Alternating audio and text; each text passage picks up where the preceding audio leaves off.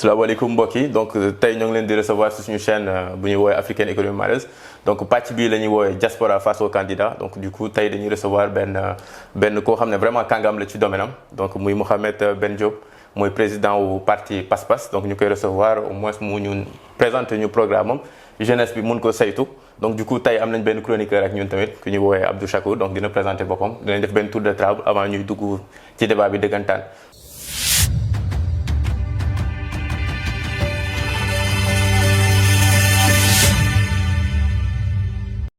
maa ngi leen di nuyu. vraiment di am mbégte rejoindre leen tey ci seen plateau bi. nga xam ne daf ñuy jox opportunité pour que ñu mun a wax ak Sénégalais yi de manière générale mais aussi en particulier la diaspora. parce que nekk na loo xam ne on a la chance defee émission bi à Paris. donc tey jii ça veut dire que dinañ def benn focus ci diaspora bi. donc nekk na loo xam ne lu am solo la di am mbégte encore une fois. ànd ak yéen ci jotaay bi. ñun ñëpp ñuy doomu Sénégal donc l'intérêt du pays moo ñu fi tax a toog kon Sénégal lañ fiy waxtaanee donc vraiment dina sawar ànd ak yéen ci question réponse yi ngir Sénégalais yi gën a xam lan lañ leen bëggal ak fan la ñu bëgg suñu réew yegg fa ndax je pense que jot na ci ñu bàyyi beaucoup de blabla mën a dugg nag dans la phase pratique et j'espère que. dinañ am occasion ci biir entretien bi ñuy def tey yaatal ci wàllu boobu vraiment am naa mbégte di ànd ak yéen ci émission bi tey. waaw maa ngi nuyu suñu mbokku téléspectateurs yi di kontaan si teewaay bi ma teew fii à l'invitation de Leili mi may jaajëfe di kontaan nag si li may toog ak président Mouhamed Ben Diop boo xamante ni il a un parcours qui est exceptionnel et qui force l'admiration xam naa dañ si waxtaan durant l'échange xam naa du ma xaabaabal nag nañ dugg ci wax ji benn yoon rek incha allah. donc pour démarrer rek assez naturellement pour nit ñi xam yow yaay kan sa parcours ak nga présenter ñu tuuti ci lu ñu woowee parti Pass-Pass bi ñu mën a xam à peu près lan la bëgg pour Sénégal. waaw donc Mouhamed Ben Diop ndawu Sénégal la. boo xamee ne fa laa defee sama cursus yëpp. su may wax loolu dama daan bëgg di wax ne je suis un pur produit sénégalais parce que jàng naa fa. ba am DSS en ingénierie financière commencé liggéey foofu donc liggéey fa lu yàgg représenté aussi sama dëkk dans le cadre de la coopération sud-sud un peu partout en Asie surtout particulièrement ci loo xam ne lépp rek njëriñu Sénégal lañ ko doon defee bi ñu demee ba am fuñ ci tollu la France par le biais de l'OFI contacté ma proposé ma à ce que ma ñëw exploiter le marché français yàlla dogal avant may ñëw France sax fekk na ma am ñaari proposition d'entreprise française yoo xam ne bëggoon nañu liggéey ak man donc bi ma yegsee j'avais l'embarras du choix soit dugg dans l'automobile ce que j'ai fait parce que ci loolu laa mujjee opté wala mu nekk loo xam ne damay dem dans le domaine du conseil en entreprise fa laa mujjee donc mais terewul avant loolu vraiment j'ai eu la possibilité de servir mon pays liggéey Sénégal dans plusieurs domaines d'activité ak dans plusieurs pôles de compétences yoo xam ne nekk tax na ma gën a xam ni xam ne noonu la ñu war a mën a doxalee ak xam tamit yenn jafe-jafe yu dëgg fan la nekk ci suñu réew donc ci loolu noonu laa ko mën a résumer li nga xam ne moo jëm sama parcours dinañ ci ñëwaat un peu plus en détail selon sujet yi nga xam ne moom la ñuy aborder mais ci wàllu jàng terewul bi ma ñëwee fii tamit yokkaat naa sama xam-xam ndax dafa nekk loo xam ne puisque finance laa jàngoon dama noonu naa ko pousse vraiment ba nu mu gën a sore bi ma ñëwee def naa ñaari MBA fii MBA bu njëkk bi dama ko def ci wàllu management risque et contrôle parce que ku wax wàllu ingénierie financière wax aussi risques yi nga xam ne moom mooy am ci dans le domaine financier bi ma defee loolu aussi defaat tamit beneen MBA boo xam ne dama ko def ci droit international ak fiscalité donc loolu yëpp rek bëggoon naa ci domaine bi ma nekkoon muy toujours la finance yegg ci ba ci niveau boo xam ne di nga xam ne boo waxee ñu dégg la loolu ma nekkoon jubluwaay bi mais après ak formation ak opportunité yi nga xam ne am naa ko tax na ma gën a mën a élargir spectre. mais juste benn question bu ndaw en fait en général en fait candidat yi dañ leen di laaj ndax am nañ parcours ci lu ñuy wax état parce que tamit état peut-être dafa am potentiellement ay réalité am. loolu noonu loo ci xalaat est-ce que am nga parcours boo xam ne potentiellement ci wàllu état dina impulser dina tax nit ñi ñu ne kat suñu président bi nii am na xam-xam bu baax ci état nu muy doxee. waaw xam nga tey loolu. wax ko mën nañ ne nekk na lu am solo ndax duñu nekk lu ñuy rejeter personnellement tey jii du ma ne la am naa parcours ci ak état wante liggéey naa ak état. parce que ci biir présentation bi nee naa la représenté naa Sénégal dans le cadre de la coopération sud-sud donc ku wax loolu ça veut dire que ne dëkk yi nga xam ne fa laa doon dem ci turu Sénégal laa fa daan demee. su turu Sénégal laa fa daan demee ba pare daan jaar au niveau de la direction de l'assistance technique. donc nekkumoon fonctionnaire mais maa ngi doon liggéeyal état. muy benn ñaareel ba képp koo xam ne yaa ngi liggéey ci luy soqali réew mi jàppal ne yaa ngi jëflanteex état. ndax loolu mooy état bokkul ak gouvernement. ndax gouvernement day ñëw di dem mais état mooy li nga xam ne tey moo ñu fi tax a toog moo ñu ak yu mu demee noonu donc ci anam boobu ñu ngi doon liggéey ak état. waaw noonu laa koy appréhender mais du loo xam ne tey mosuma am décret. ndax ba fi ma toll nii te xëy na bëri na ñoo xam ne ñu ngi leen fiy tudd ci lépp lu ñu mën ci def.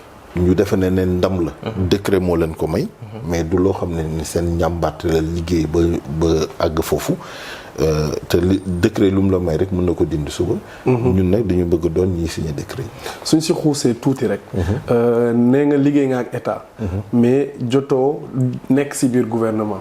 daanaka am na ay réalités yoo xamante ni tant que nekkoo ci biir. doo ko mën a xam wala doo ko mën a dëkku. su dee loolu du nekk gàllankoor. si li ngay laaj réew mi maanaam est-ce que du nekk benn genre problème. pour une fois boo yoree réew mi. nga am yenn yi yoo xamante ni di nga ko réeree daal. waaw xam nga tey jii yore réew du yow rek. tey jii kuy yore réew di nga am ñoo koy àndal ngir liggéey. te tey jii képp koo jël teg ko sa wet rek yaakaar naa ne li mu ci jublu mooy mu nekk lu lay bonifier maanaam day nekk une valeur ajoutée. kon du nekk loo xam ne yow rek lañ ci yow yaa ci am solo. bu fekkee ne par rapport ak li nga xam ne fa lañ jëm nii muy la présidentielle effectivement on élit un président. mais président bi wax naa la ko léegi dina teg gouvernement donc dina am ay conseillers donc yooyu yëpp donc c'est tout un ensemble moo tax des fois day am solo tamit ñu xam kii laaj. ana ñan ñoo nekk ci ay wetam ngir mun a ànd ak ñoom ndax ëllëg ñooñu la nar a àndal gérer dëkk bi. bu ñu xoolee jafe-jafe yi nga xam ne ñu ngi koy faral di am ak suñu ay njiit dañu naan. buur bi baax na wante ña mu àndal. dakee ay tey defe naa kon bokk na ci li nga xam ne war nañ ko mën a won Sénégalais yi ñu xam ñan la àndal ngir laaj. boo wax ma ki koy àndal moo wax la ki nga doon. pour bañ la dagg foofu noonu par exemple ñun on est à 6 mois des élections. en général suñu seetaanee ci plateau yi. dañuy gis parti bu nekk day ñëw andi ay cadre am comme li ngay wax nii maanaam ñan ngay àndal ñu teel a xam seen cadre yi par exemple soo gisee ñu ci bëri xam nañ à peu près seen cadre yi ñan la quoi comme mën leen wóolu wala affaire yi c'est ça donc du coup par exemple yaa ngi wax ñan ngay àndal mais gisuñu cadre yi ba pare nan nga yow à 6 mois des élections loo xam ne daanaka kët mu jon la nga war a impulser ci scène nationale bi nit ñi xam la wóolu la ba mun la sànni la carte. waaw xam nga tey jii xam wóolu boobu defe naa ne lii ñuy def nii bokk na ci. yàgg nañu liggéey ndax pas-pas xaarul ba 2023 muy doog a déclarer candidature am je pense que bokk naa ci ñi njëkk a déclarer 2021 laa njëkk a def sama rentrée politique. def sama déclaration pour wax ne damay bokk ci joŋante bi. boobu ba léegi tegguñu suñu tànk ci loolu la ñuy continuer di dox. ñi nga xamee ne tey jii ñoom laa ci àndal de si ñoom it ñu ngi ci bay seen waar di génn di wax dafa fekk ne xëy na liy néewal suñu kàddu te nit ñi ñu bëri duñ ko comprendre dafay fekk ne bëgguñu lu jug rek ñu wax ndax bu boobaa di nga wax ba wax loo warul wax. te ci bëri loolu dal na leen ni ba ma jugee ca njëlbeen ba ku ko déglu di nga xam ne sama première déclaration dama ne. pas-pas li ko tax a jug liggéey lu bëri wax lu néew. te ci logique boobu la ñuy kon ndax damay bëgg lu bëri lu ma wax ma teg ci baaraam. population bi des fois day soxla tout le temps nga koy communiquer wax ko xam nga koo xam ne yorul lengay da nga ko war a di ko dëfal di ko xelal di ko wax lan la ñuy jànkoontal lu tax lii lu tax lee. su nekkee tamit doo communiquer lu bëri est-ce que tamit loolu du andi benn problème du andi du bëri parce que xam nga bu ñu dee ba ñëpp fonk wax. da ngay bu ñëpp fonkee wax ngi ba pare ñu ci ñuy fal nit. ndax ragal waxam ju ñaaw yow da ngay bokk ci ñi nga xam ne noppi dafay gën ci yow. ndax des fois am na noppi goo xam ne li ñuy gën a dégg que kay génn di wax. tey jii Sénégal jafe-jafe bi ñu am mooy soo bindee ne nit politicien la rek daanaka lu ñuy wax dañ naan waxu politicien la dañuy jàll. da ngay dem ba sa wax dootul am solo. bëri na sax ay plateau yoo xam ne def naa ko fa bi ma koy defuma ko ci turu politique. mais dama ko def ci turu expert ci benn domaine boo xam ne ci laa nekkoon. après dina suux nag ndax xam nga rek ñun ñu am ay cabaxal yooyu. def léeg-léeg waaw di yàq nga def digression andi ko ci wàllu politique nag wane ñu ne ok kon kii nangam. mais bon du ma ne ruse la mais dafa nekkoon ay technique de communication yoo xam ne dañ ko jël mettre ko en place. parce que boo ñëwee ne da ngay def la politique autrement day aajo aussi. nga ñëw bañ a def lu ñëpp di def. ndax boo defee lu ñëpp di def bu boobaa je pense que andiwoo ci benn valeur ajoutée. loolu am naa ci laaj. su dee da ngeen farataal wàññi wax ji yokk jëf ji.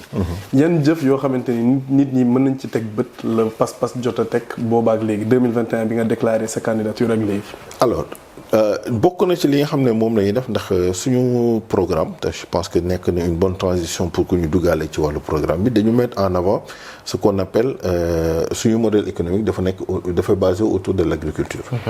bëri na loo xam ne dañ koy def dans ce domaine là bi ñuy jógee bokk nañ li ñu njëkk a def mooy accompagner tey ay baykat. yoo xam ne dañ ne bi ma toogee dama ne leen dama bëgg Sénégal di bay noor ak nawet. léegi mën naa leen accompagner ngeen prouver ma ko. mu nekk ay champs d'expérimentation. yoo xam ne bi ñu ko defee topp ko gis nañ ne effectivement loolu lu mën a nekk la.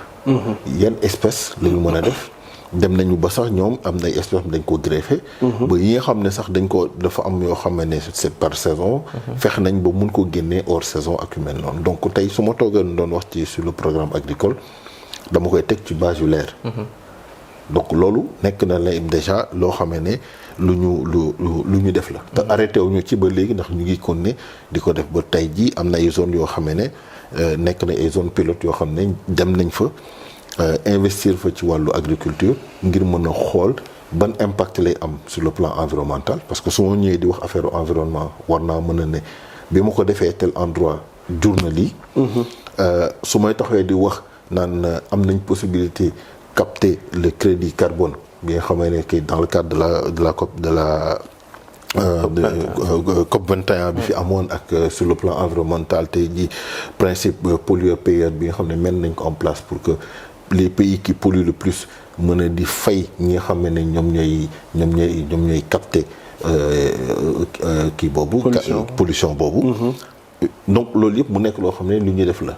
suñu taxawee ne tey loolu war na mën a dem ba lutter contre les inondations donc def nañu ay jéego ci wàllu boobu pour seet lan la nar a jural Sénégal ëllëg donc nekk loo xam ne dañuy toog rek ñu ci bëri dañ daan faral di wax ne les opposants ñoom ñooy le ministère de la parole.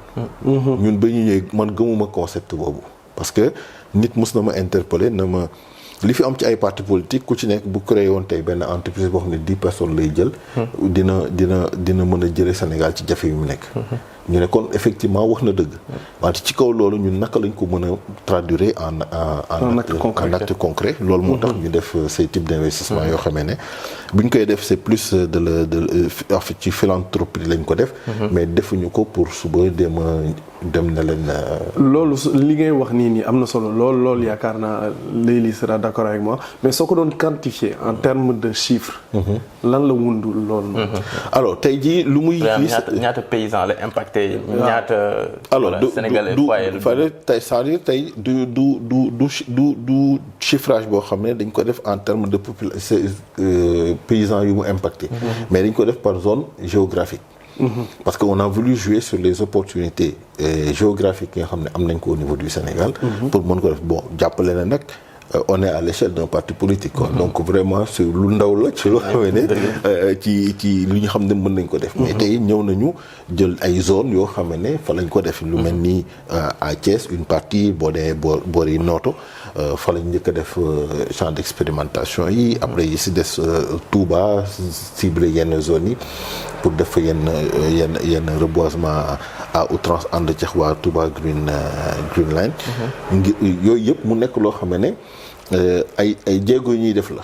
ndax ngir rek bañ a dëkkoo ci dinañu. te waroon mën a tàmbali ci dara. ne wan nañ ko lii donc loolu dafa nekk loo xam ne sur le plan politique parce que mun naa sax remonter plus haut ne la balaa may dugg sax ci politique. fekk na déjà ma commencé investir ci wàllu boobu ci sama dëkk. parce que Sénégal investir fa parce que créé naa fa entreprise buy nekk dans le transport. di employer de manière directe à peu près une trentaine de personnes et de manière indirecte suñu xoolee daana na yegg ba 150 personnes ndax boo jàppee ko képp koo ci liggéey dina liggéey 2 ak 3 personnes derrière. donc amoon na nekk loo xam ne lu am solo la. man dama amoon benn dernière question balaa ñuy continuer waat xuus bu baax ci agriculture bi vu que am nga ci ay jéego yu leer. question bi mooy par exemple Sénégal suñu xoolee histoire am. président yoo xam ne dañoo falu yëpp en général dañoo bokkoon ci élection yu mujj. par exemple soo jëlee kaw Ablaye Wade ak soo jëlee Macky Sall. donc du coup ñu ci ëpp ñoo xam ne daal dañoo bokkoon ci élection def ay preuves. wala nekkoon ci gouvernement donc élection bu stop ñu gagné ko wala Ablaye Wade moom façon si moom lu mu doon wax dañ ko doon sàcc. ci camp pouvoir lu mu doon wax moom que voilà gagné lu woon donc du coup lu ci bëri daal dañuy gis ne à répétition même par exemple Ousmane Sonko suñ ko jëlee bokkoon na ci kii nekkoon au moins mën nañ ne am na 17% de Sénégalais yu ko gëm wala genre yooyu wala 30% maanaam am na ay chiffres yoo xam ne fer na ñaata compati la am ci Sénégal. donc yow par exemple amoo loolu. nan nga yaakaare ne que bokkoo ci benn élection mënuñ la quantifier kenn mënuñu natt ñaata Sénégalais ñoo la topp. nga gëm ne année bii daal yow sa année la. waaw alors xam nga lépp ci pas-pas la. mooy pas-pas bi nga xam ne moom la ñuy woote muy benn ñaareel ba. mooy maa ngi réjouir du fait que tey jii le Sénégal am na un peuple boo xam ne il est devenu mûr. et que am nañu expérience élection. tey jii Sénégal nekkatul loo xam ne dañuy jël fal nit ci nomination noonu laa ko mën a waxee su ma naan nomination parce que suñu remonté à Abdou Diouf avant muy gagner élection yi daanaka dañ ko céder le pouvoir. après mu def li mu war a def ba 2000 donc il est resté 19 ans au pouvoir ñu ngi koy ñaanal mu yàgg fi moom it. ndax su njëriñu Sénégal la et je pense que c'est des gens yoo xam ne ba léegi de par seen vision mun na am lu ñu apporter Sénégal. juste pour wax ne du man may toog naan na ma leen di damay dénigrer wala des choses ce genre j'ai pas cette politique là j'ai pas cette culture li may bëgg wax foofu mooy élection yi ñu jëm. ñu nommé woon la nga nekkoon candidat nga tey jii je pense pas que nit war na mën a glorifier wu ci ay échecs parce que ñu ngi ma fiy tuddal ñëpp ça veut dire que ne ils sont passés par des échecs avant de penser gagner. comme nit mun na xëy suba gagner aussi. dëgg la muy benn ñaareel ba ñi ngi fi wax ñëpp donte bu fekkee comme ni ma waxee sànq nomination moo leen tax a àgg fa ñu àgg moo tax ñu xam leen amuñu mérite ndax dañ la ku ñu namee jox nañ la les moyens de la politique bi nga def. bokkul ak man mii toog nii je pars de from scratch de rien du tout pour def li mu war a def. mais je pense que d'accord naa ci. waaw man rek d'accord ma ci tamit tuuti. parce que par exemple man suñu yàlla ma dañuy jël benn cas de figure bu assez simple ma nekk président. xam naa par exemple Abdou Chakour. même su nekkee mosuñu ko nommé. am na xam-xam ci domaine mun naa ko nommé parce que xam naa wóolu naa background donc am na ñuy nommé seen background la tax. mais tamit d'accord naa ak yow am na ñoo xam ne dañ leen di nommé du seen background ñoo tax. waaw mais ci logique boobu tey même boo ko nommé. ndax background il n'est pas unique. ci ni ñu mën a waxee. mais tey jii lu Abdou Chakour réalisé. d'accord am na compétence yi tax mu réaliser ko mais yaa ko jox opportunité pour tax mu def ko. loolu laa bëgg wax ne am mérite bu mu ci am mooy mu def ko fidèlement. mais tey bu taxawoon tey jii nga jox ko budget na ko tafal fii tali. bu fi defee tali amul mérite def tali.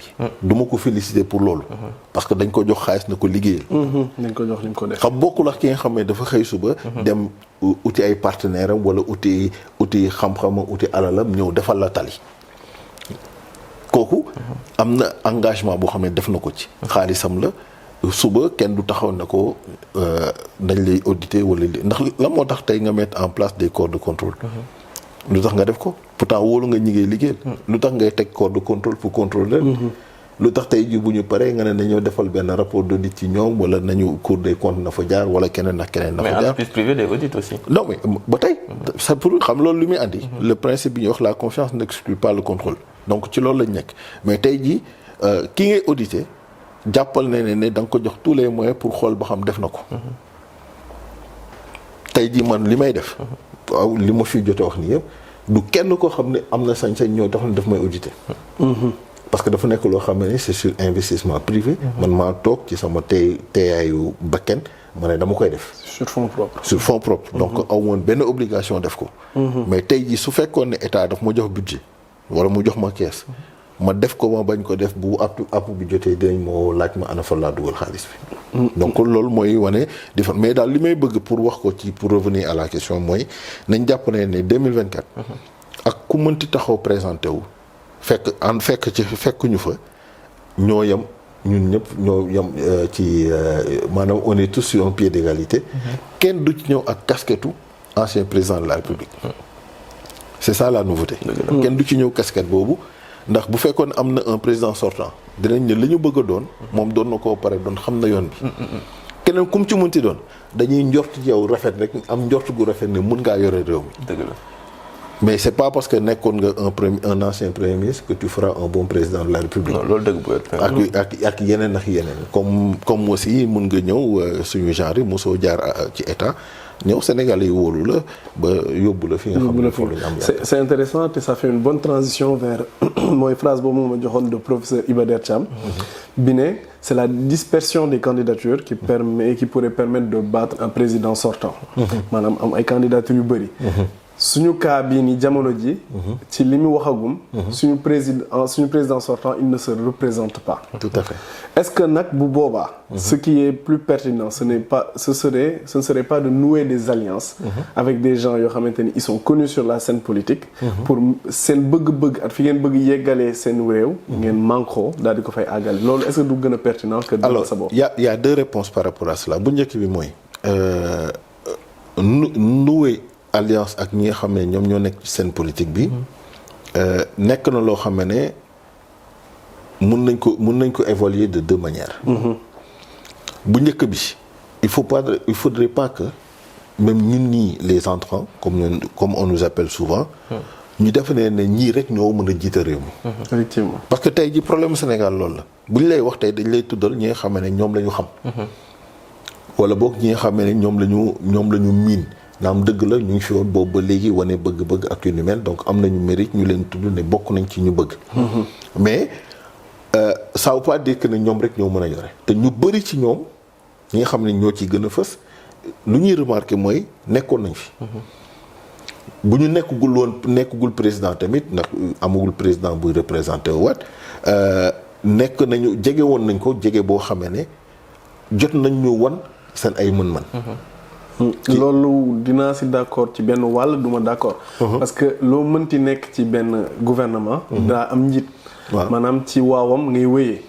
amaana fi ñu lay teg li nga fay mën a def ak prérogative yi ngay mën a am ak suñ la tegee ci nguur li nga cay mën a def du doon benn. non man kay déggoo wax nee naa la dañ leen di àtte ñoom ci seen jëf. donte bu fekkee ne dërëm lañ la dénk. dërëm boobu nangoo ko gérer waxuma.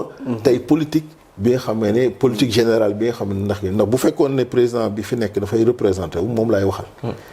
mais tey ñi nga xam ne xëy na ñoo fi nekkoon wala ñi fi nekk te bëgg a laaj ñooñu ngay waxal tey nii ndax autant bi ñu toogee da nga ma laaj sama parcours. moo wax lañ fi ma jaar ak li ma jot a def ñoom bu ñu leen doon laaj xëy na si seen parcours dinañ la tibbil na la bi ma nekkee ministre bi ma nekkee lii bi ma nekkee la. ci kaw loolu est-ce que tey jii dajale nga luy tax te ne Sénégal yi war la mën a wóolu kooku.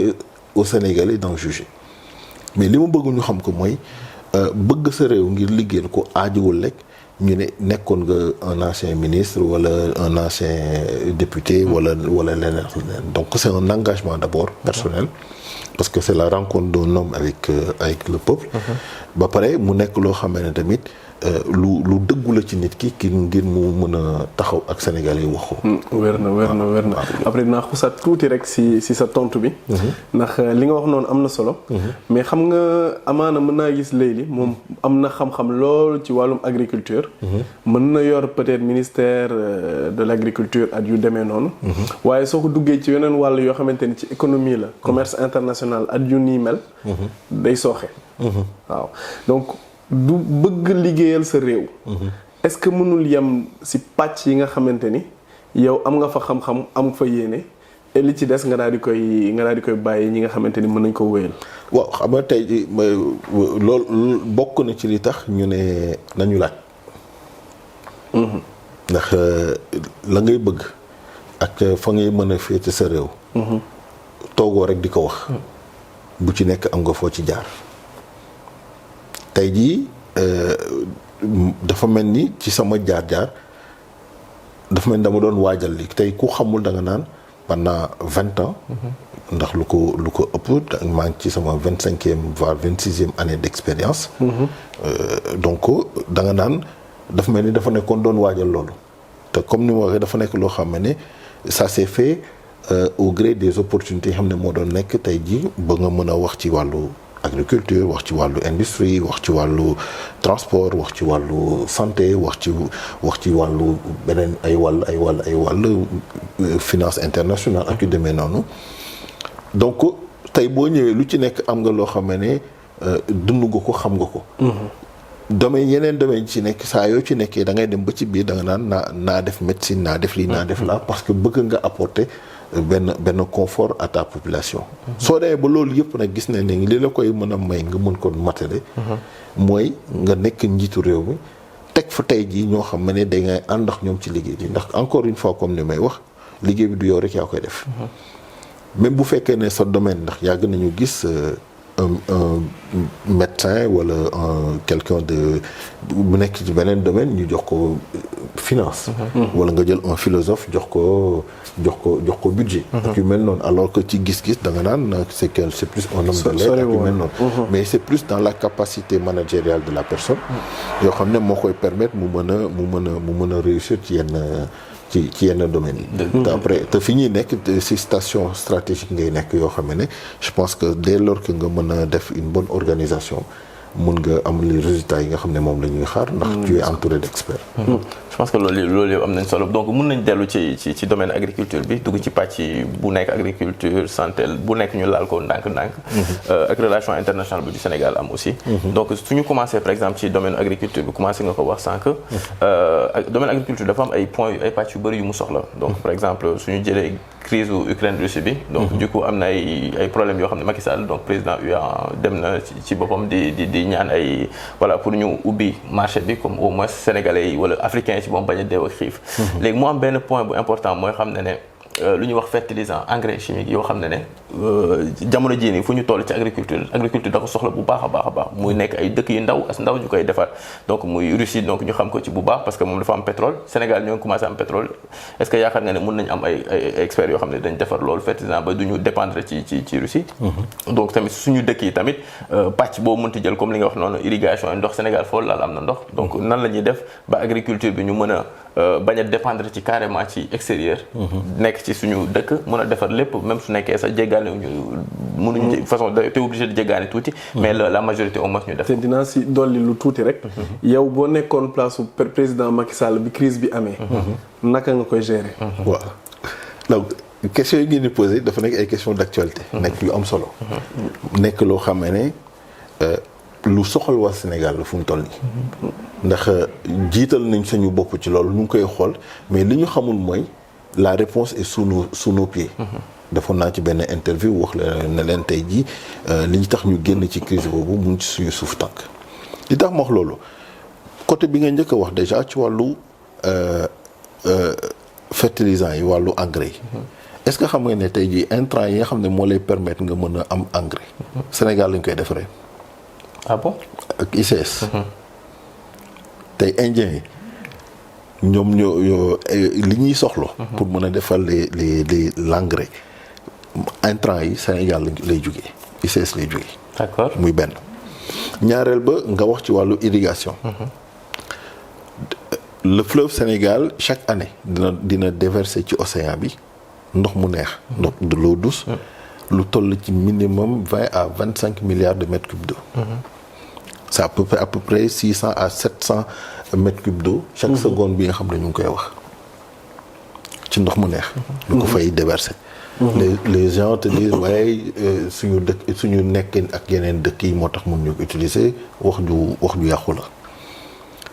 bi ñuy def loolu nga ñëw tey jii ci sous-solu Linguère bi nappe phréatique bi nga xam ne moom moo fa nekk gis nañ ne lu ëpp ci 30 milliards de mètres cubes d'eau mu ngi fa donc amuñu problème mu ndox. nga ñëw ci wàllu énergie.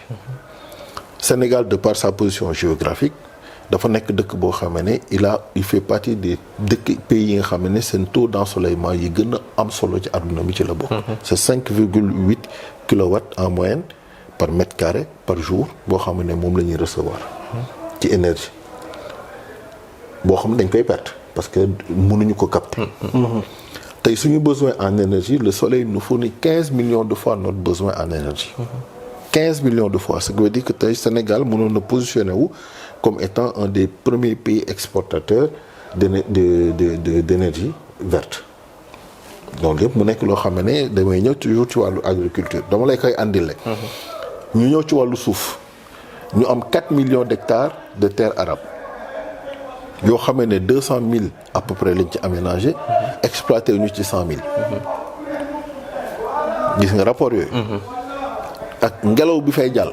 donc ça veut dire que toutes les conditions sont réunies tey jii pour que Sénégal mënoon nekk autosuffisant bu yàgg sur le plan agricole. muy benn. ñaareel ba ñu remonter à l'histoire président Senghor su ma ko waxee mooy wane ne c'est le premier président de la République du Sénégal. bi muy wax naan le Waalo c'est une partie du Sénégal muy le nord.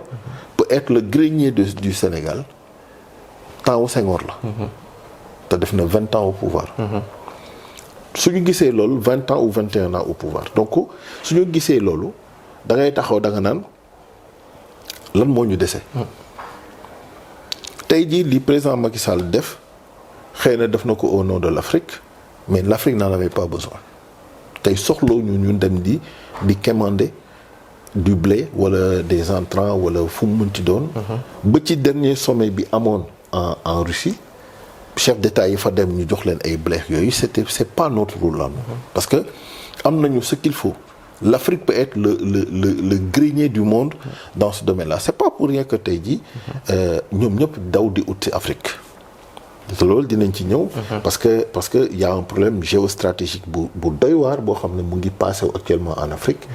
et que loolu buñ ci waxul tey. danañu juutal guute goo xam ne kenn du xam fu muy toll donc du ma bëgg a def digression bu yàgg ci wàllu boobu mais dinañ ci dellu soit puisque ci agriculture la ñu yem mais li may bëgg ñu xam ko mooy am nañu lépp li nga xam ne tey moo ñu doon permettre tey ñun ñu mën a autosuffisant dans ce domaine là. mais loolu en fait dafa am beneen question bon de toute façon damay def benn parallélisme mais pour des toujours ci agriculture. dëkk yu bëri. suñu waxee ci wàllu pétrole. am nañ ce qu'il faut c'est-à-dire que seen suuf yi am na pétrole. mais mënuñu ko exploiter. donc du coup c'est vrai que am nga affaire yi mais taxul ne. mën nga ko exploiter aussi donc day am xam-xam yoo xam ne tamit des fois da lay manquer moo tax nga koy jëli ci biti. donc soo nekkee yow par exemple def nga benn état des lieux boo xam ne ne ñun ñëpp d'accord nañ ko ne sénégalais wala africains soxlawuñu kenn. kon lan mooy problème bi c'est quoi le problème. nan du question soxla nañu ñëpp parce que àdduna. loolu mooy village planétaire bi Senghor daan wax encore une fois loolu mooy soxlante bi am suñu biir ak les autres de l'information.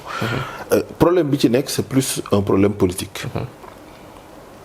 tey il faut nga mën a am le courage politique pour mën a ab loolu yëpp nga mën ko def donc vrai problème bi ci foofu la nekkee muy benn ñaareel ba.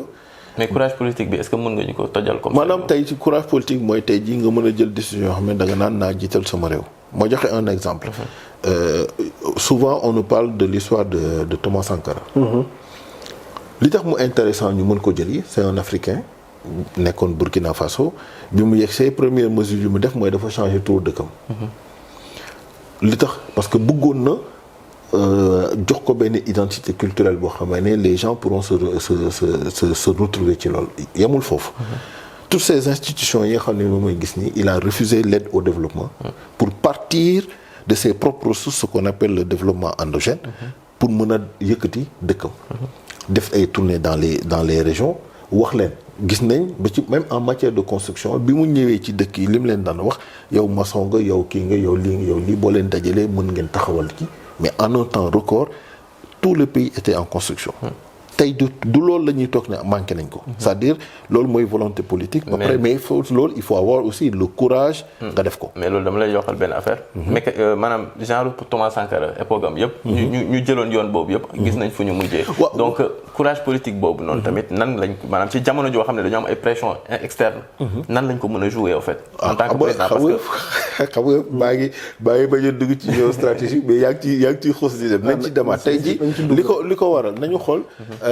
tey li koy waral tey jii.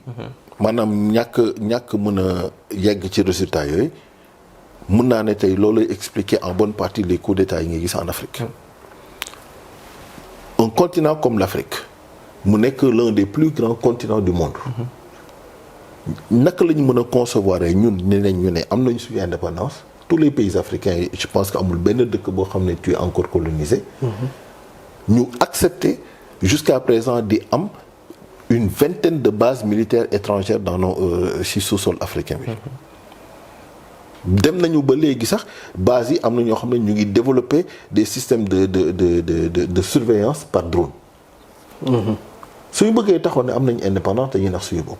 après nag loolu li ko waral dafa mel ni historique boo xamante ni am na ci maa ngi ñëw foofu parce que liñ ñuy gëmloo dañ naan la c'est pour lutter contre les djihadistes c'est pour lutter contre tel ou tel amul benn continent booy dem boo xam ne amul benn forme de rébellion boo xam ne am na ci au sein. mais lu ko waral c'est ça nañu xool lan moo waral loolu tey jii c'est tout à fait normal que bu amee des intérêts yoo xam ne dafay converger dans un endroit ñi nga xam ne ñoom ñoo fa am intérêt ñu taxaw waxtaan fa ñu defaat fa benn taxaw seetlu. ñun ñëpp xam nañ ne c'est en 1884-85 novembre 84 février 85 ci lañ def le partage de l'Afrique. avec la colonisation. ay nit yu toog comme ni ñu toogee nii toog na ki jëlal pàcc bi jëlal li. Il nous a fallu 140 ans pour arriver à la situation actuelle tey et j'ai l'impression que les absents de cette conférence de Berlin tey jii ñoom ñoo ñëwaat en grande partie pour jël leur part du gâteau en Afrique nañu xoolaat. ñi xam ne jàng ngeen xam ngeen ñi fa nekkul woon. muy la Chine. la Russie Brésil ak yu demee noonu ba ci Turquie. tey jii ñoom ñoo dellu si waat pour poser seen ay bases militaires en Afrique. mais man loolu am ci am. waaw si li may dégg ci li ngay wax. ba ci gën a sori sax. dem na ci ba Arabie Saoudite si boppam sax. bëgg ñëw jël wàll yooyu ñoom it ñu ngi bëgg ñëw jël seen wàll au niveau de l'Afrique. kon yow da nga bëgg wax ni dañoo nekkoon si benn forme nooteel. waaw ñi nga xamante ni bokkuñu ci woon. ñoo bëgg ñëw indi beneen forme nooteel. voilà nga bëgg wax.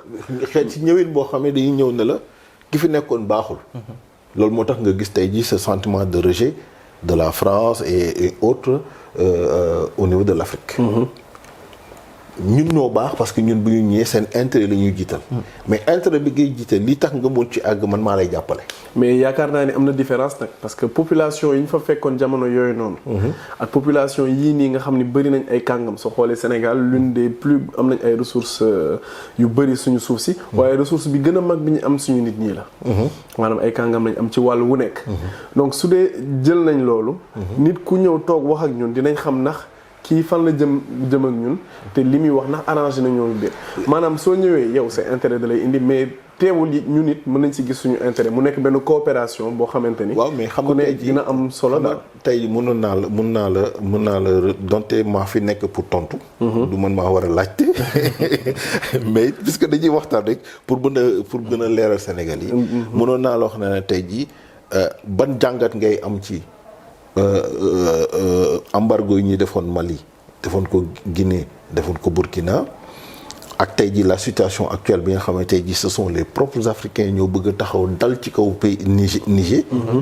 parce que am na coup d'état bu fa am. te loolu du guléet Afrique mais il a fallu que les puissances étrangères nañu non attention na ngeen privilégier la voie diplomatique ñu xaw a mel ni ku taxaw donc moo tax ma ne duñ ci xuusugum léegi xëy na dinañ ñëw ci question yooyu mais damay bëgg ñu xam ne ak kàngam yi fa mënti nekk bokk ci ñi nga xam ne ñoo ñu jiite ba léegi parce que yaa ngi may wax ay kàngam mais ñi la jiite am ñoo xam ne da nga judd fekk ñu nekk président te léegi dem nga ba macha allah toog yore sa njaboot ils sont toujours présidents de la République de leur pays ci lu wér. donc loolu bu ñu ma bëggee wax na ma ne am na ay changements yoo xam ne jot na ci am j'en doute. mais man loolu dama si am beneen jàngat en fait franchement dama si am beneen jàngat parce que pour man en fait man sama jàngat mooy guerre froide 2.0 moo ñëwaat rek parce que suñu jëlee kaaw yu yàgg yi même si par exemple ay URSS bokkuñu woon ci partage bi mais URSS par exemple ba ñu jëlee kaaw Sékou Touré non dañuy wax Russie parce que boobaa URSS tey bëri na waaw URSS léegi moom lañ pàcc yu bëri Russie génn ci donc du coup en fait URSS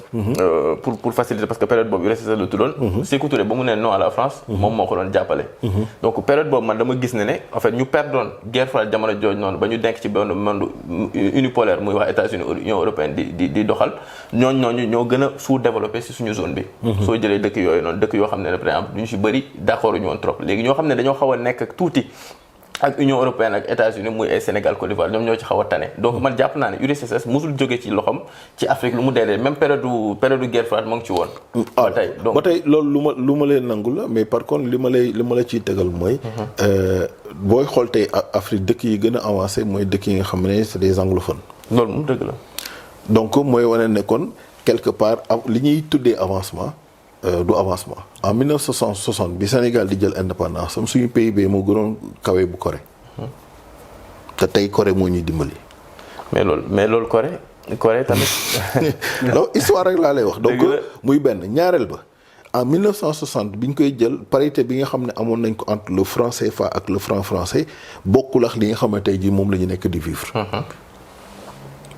ba ñuy mettre en place ñu bëri ñu ngi wax ci affaire monnaie mais ba ñuy mettre en place tey franc CFA pour récompenser ces colons et autres jàpp nañ ne à l'époque franc CFA moo gënoon fort sax franc français.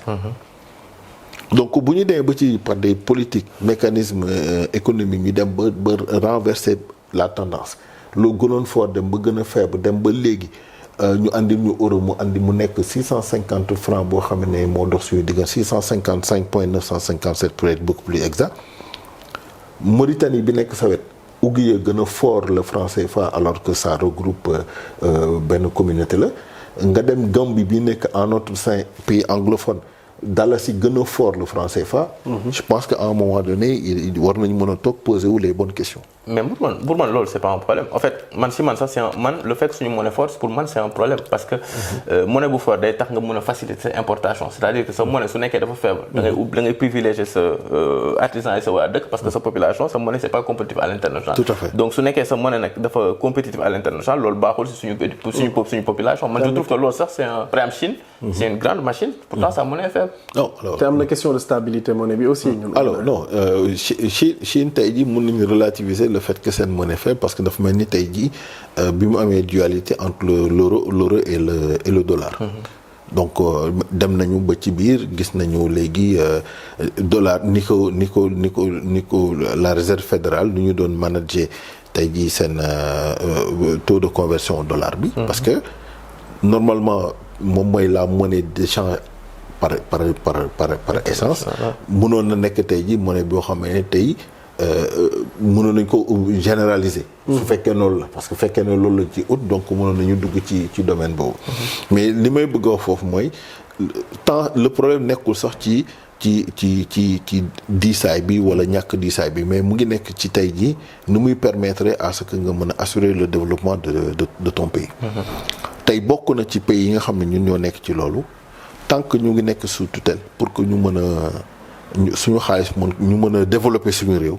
day nekk lu xaw a jafe la parce que exemple li ma ciy faral di wax mooy mënuma ñëw di la liggéeyal suba ma mën a prétendre gën la riche sachant que yaa may fay ak li nga may fay ci laa mën a ci laa war a doxalee sama liggéey donc loolu yëpp dafa bokk ci li nga xam ne xëy na politique monétaire buñ ci waree dugg tamit dinañ ci wax loolu en tant que président passe yow loolu soo jotoon ci nguur gi nan ngay gérer monnaie bi maanaam parti monnaie bi lan nga ci parti monnaie bi li ma wax c'est très clair c'est-à-dire tey jii il va falloir que ñu xoolaat en profondeur suñu relation ak la France ak taux de convertibilité bu monnaie bi exemple yi ci gën a tuuti mooy même au sein de l'Afrique tey jii xam nañ ne bu ñuy wax monnaie bi sur le plan international ZOF la tudd mais xam nañ ne y a 2 CFA ñun ak zone est bi te amul programme de convertibilité entre les 2 CFA déjà loolu c'est une aberration muy benn ñaareel ba pour bañ a dugg ci détail dama ne rek su ma ñëwee ak mes pairs 2 ans laa leen di jox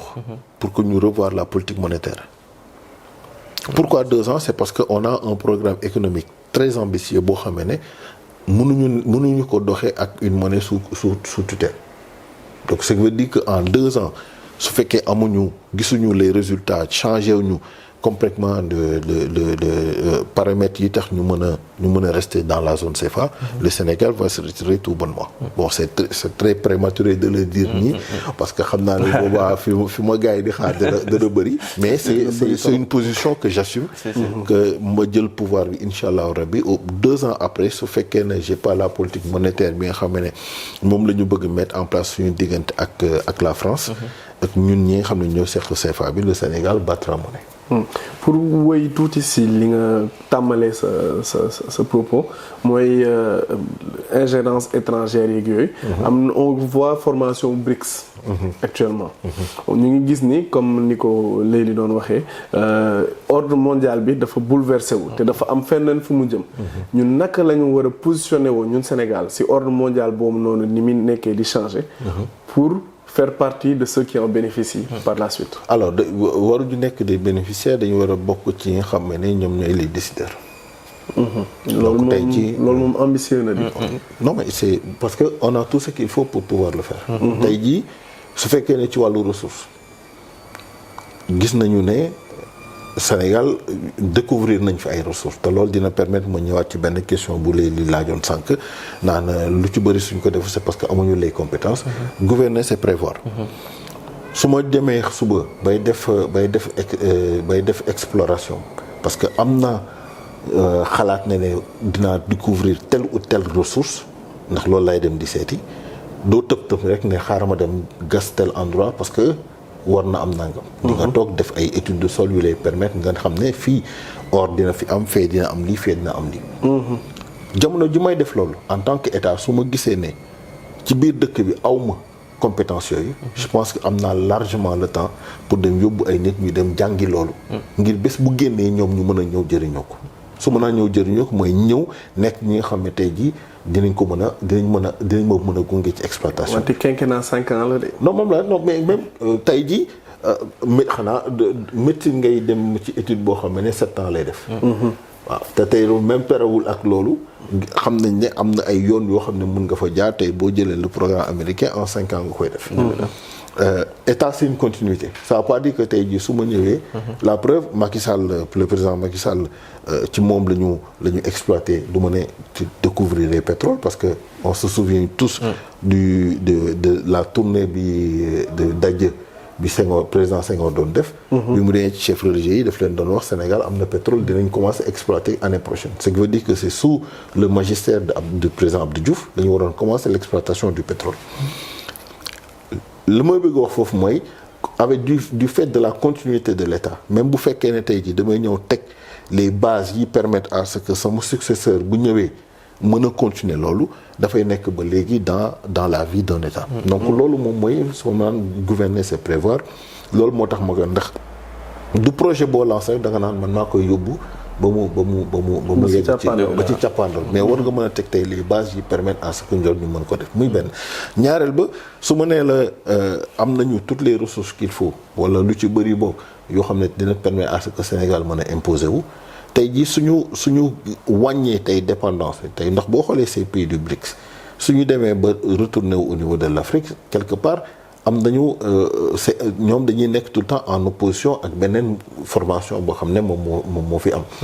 tey jii regroupement yi nga xam ne yooyu yëpp mu ngi am su amee yow bu ñu accepter tout le temps ñun au niveau de l'Afrique bokk ci ñi nga xam ne tey jii dañuy nekk rek ay disons ay consommateurs.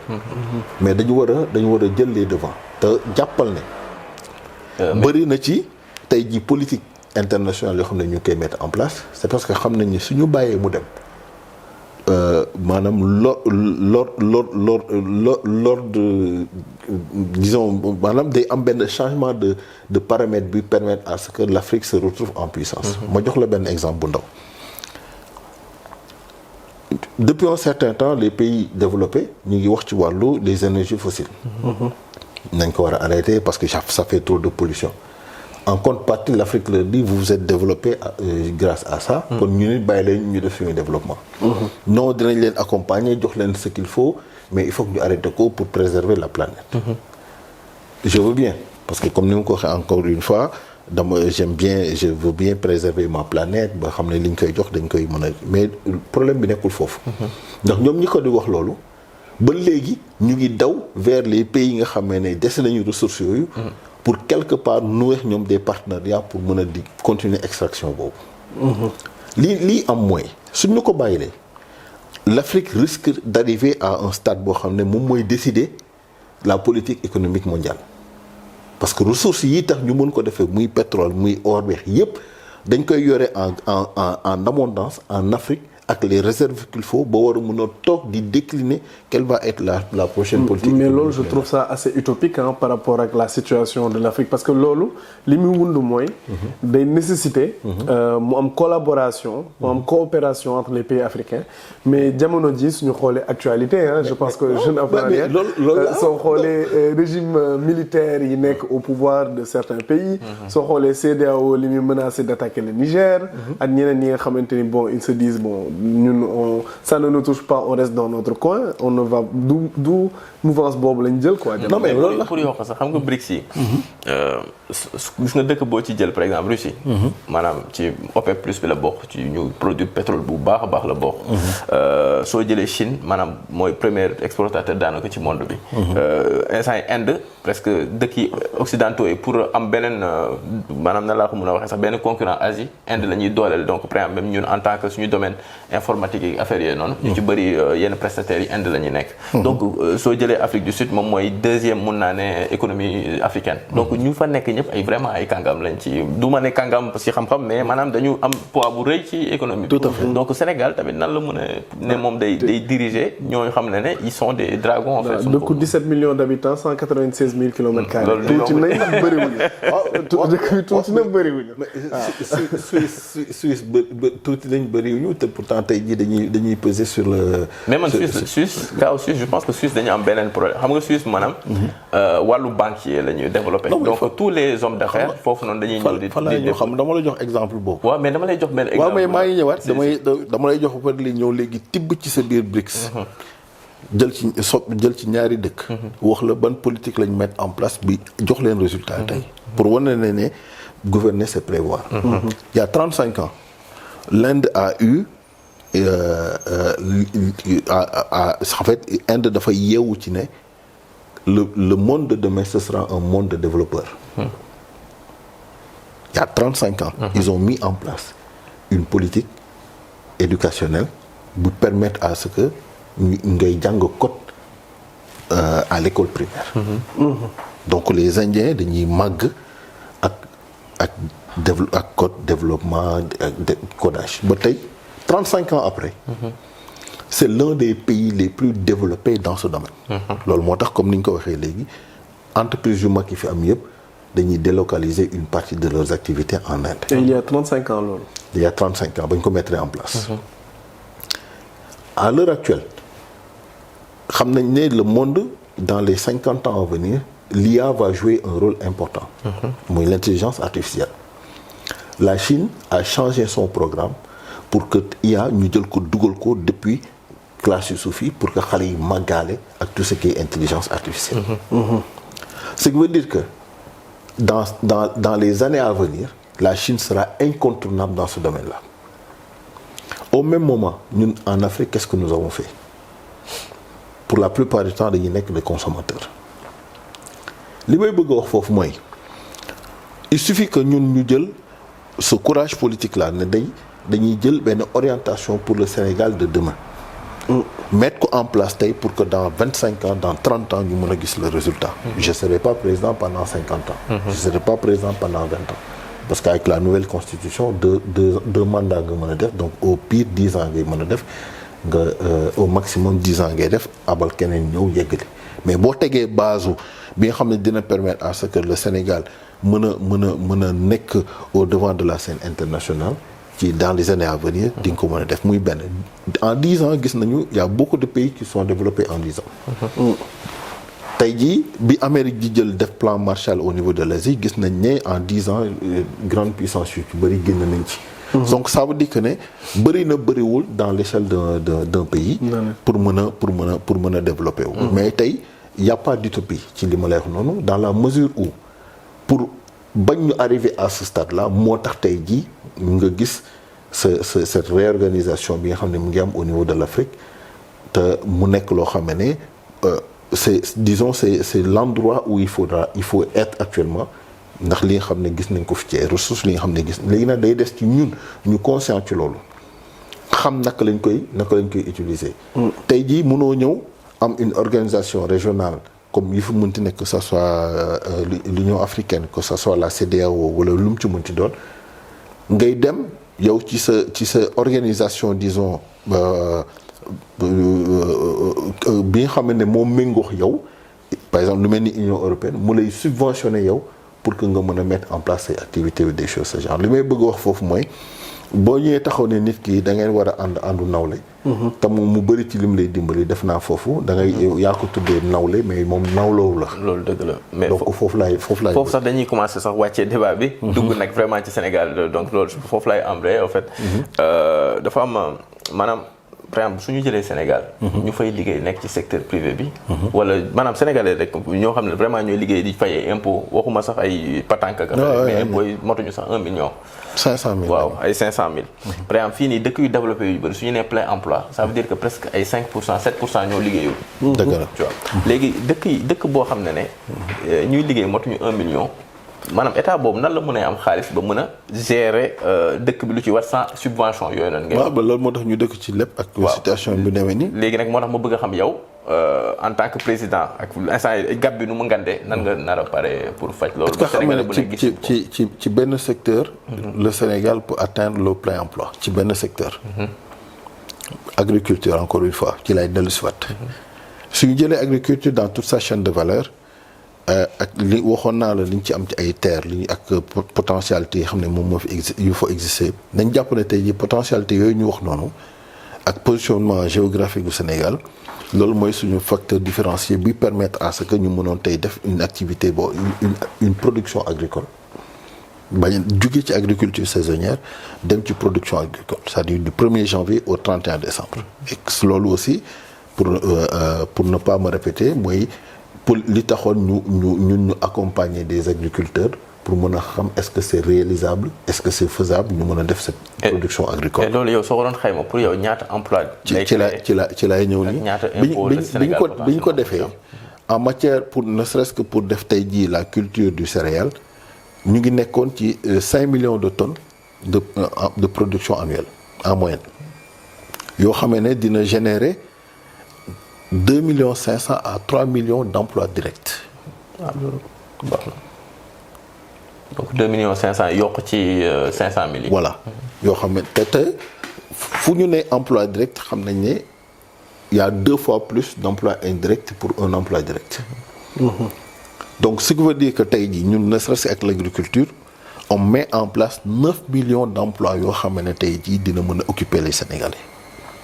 ne serait-ce que avec l'agriculture dans toute sa chaîne de valeur entre la production agricole la transformation et la commercialisation nga boole ci wàllu 4e secteur boo xam ne tey jii mooy digital yoo xam ne ñu leen mën a accompagner ci wàllu boobu su ma koy wax nii léeg-léeg ñu ne la way nouvelle technologie boo ko bëggee appliquer à notre agriculture même en Europe c'est pas encore aussi développé du caaginu Europe avancé wul ci loolu kon ñun waruñu ci avancer ma jox la ci exemple bu ndaw tey fii ba ñu mettre en place le paiement par téléphone ak application yàggul Afrique ba nga demee mais mettre nañ ko en place pendant des années yoo xam ne tey jii muy doog a yegg si fii. yaanaa ñoo xam ne en Europe il découvre tey jii anam yi moo bokk c'est-à-dire tey jii nañu jàpp ne le développement technologique day nekk au gré des opportunités du moment et des situations yi nga xam ne moom la ñuy jàkkaarloo.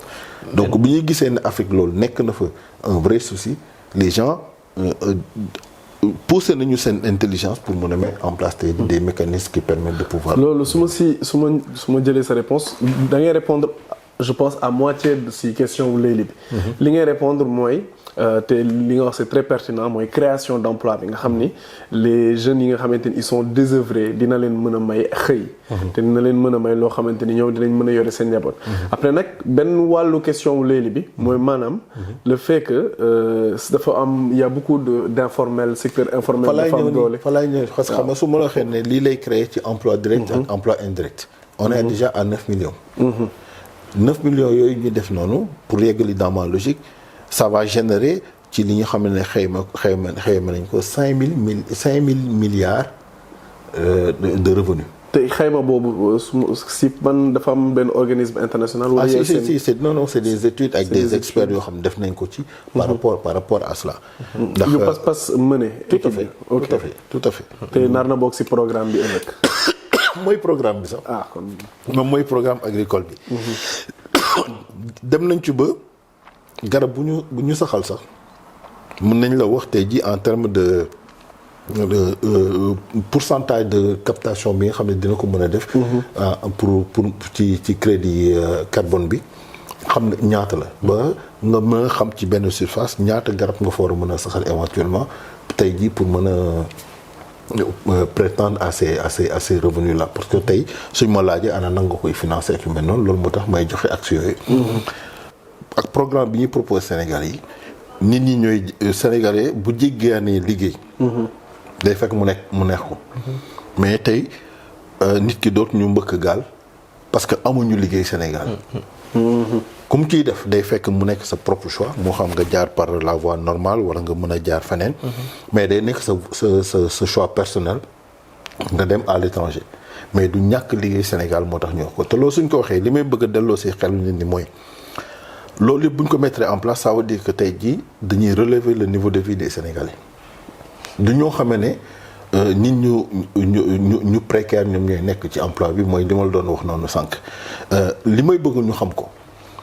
la vision de l'agriculture bi ñu am loolu ñu njëkk a bëgg Sénégalais yi ñu ànd ceex ñoom pour changer ko tey bu ñuy wax agriculture du caay gi nit ku ñëw jël ileeram nekk ci biir tool di gas di bay ak yu mel noonu déedéet yow miy nekk ingénieur quel que soit ton domaine war nga mën a intervenir dans l'agriculture de manière directe comme de manière indirecte su ma la waxee agriculture dans toute sa chaîne de valeur ça veut dire que tey jii industrie de transformation mu ngi fi te boo nee industrie ça veut dire on retrouve la plupart des pôles économiques dañ koy retrouver dans l'industrie di marketing baa ngi ci communication ngi ci ñiy def mécanique ñu ngi ci corps yooyu mu ngi te pourtant la matière première constitue l'agriculture nga ñëw secteur tertiaire muy le secteur des services tey jii ñi nekk dans la digitalisation nga xam ne sax ñoom la ñuy gën a dugal léegi ci secteur disons 4e secteur bi ñoom ñëpp dañuy intervenir ci loolu ndax tey jii bu li toogee créer benn société de trading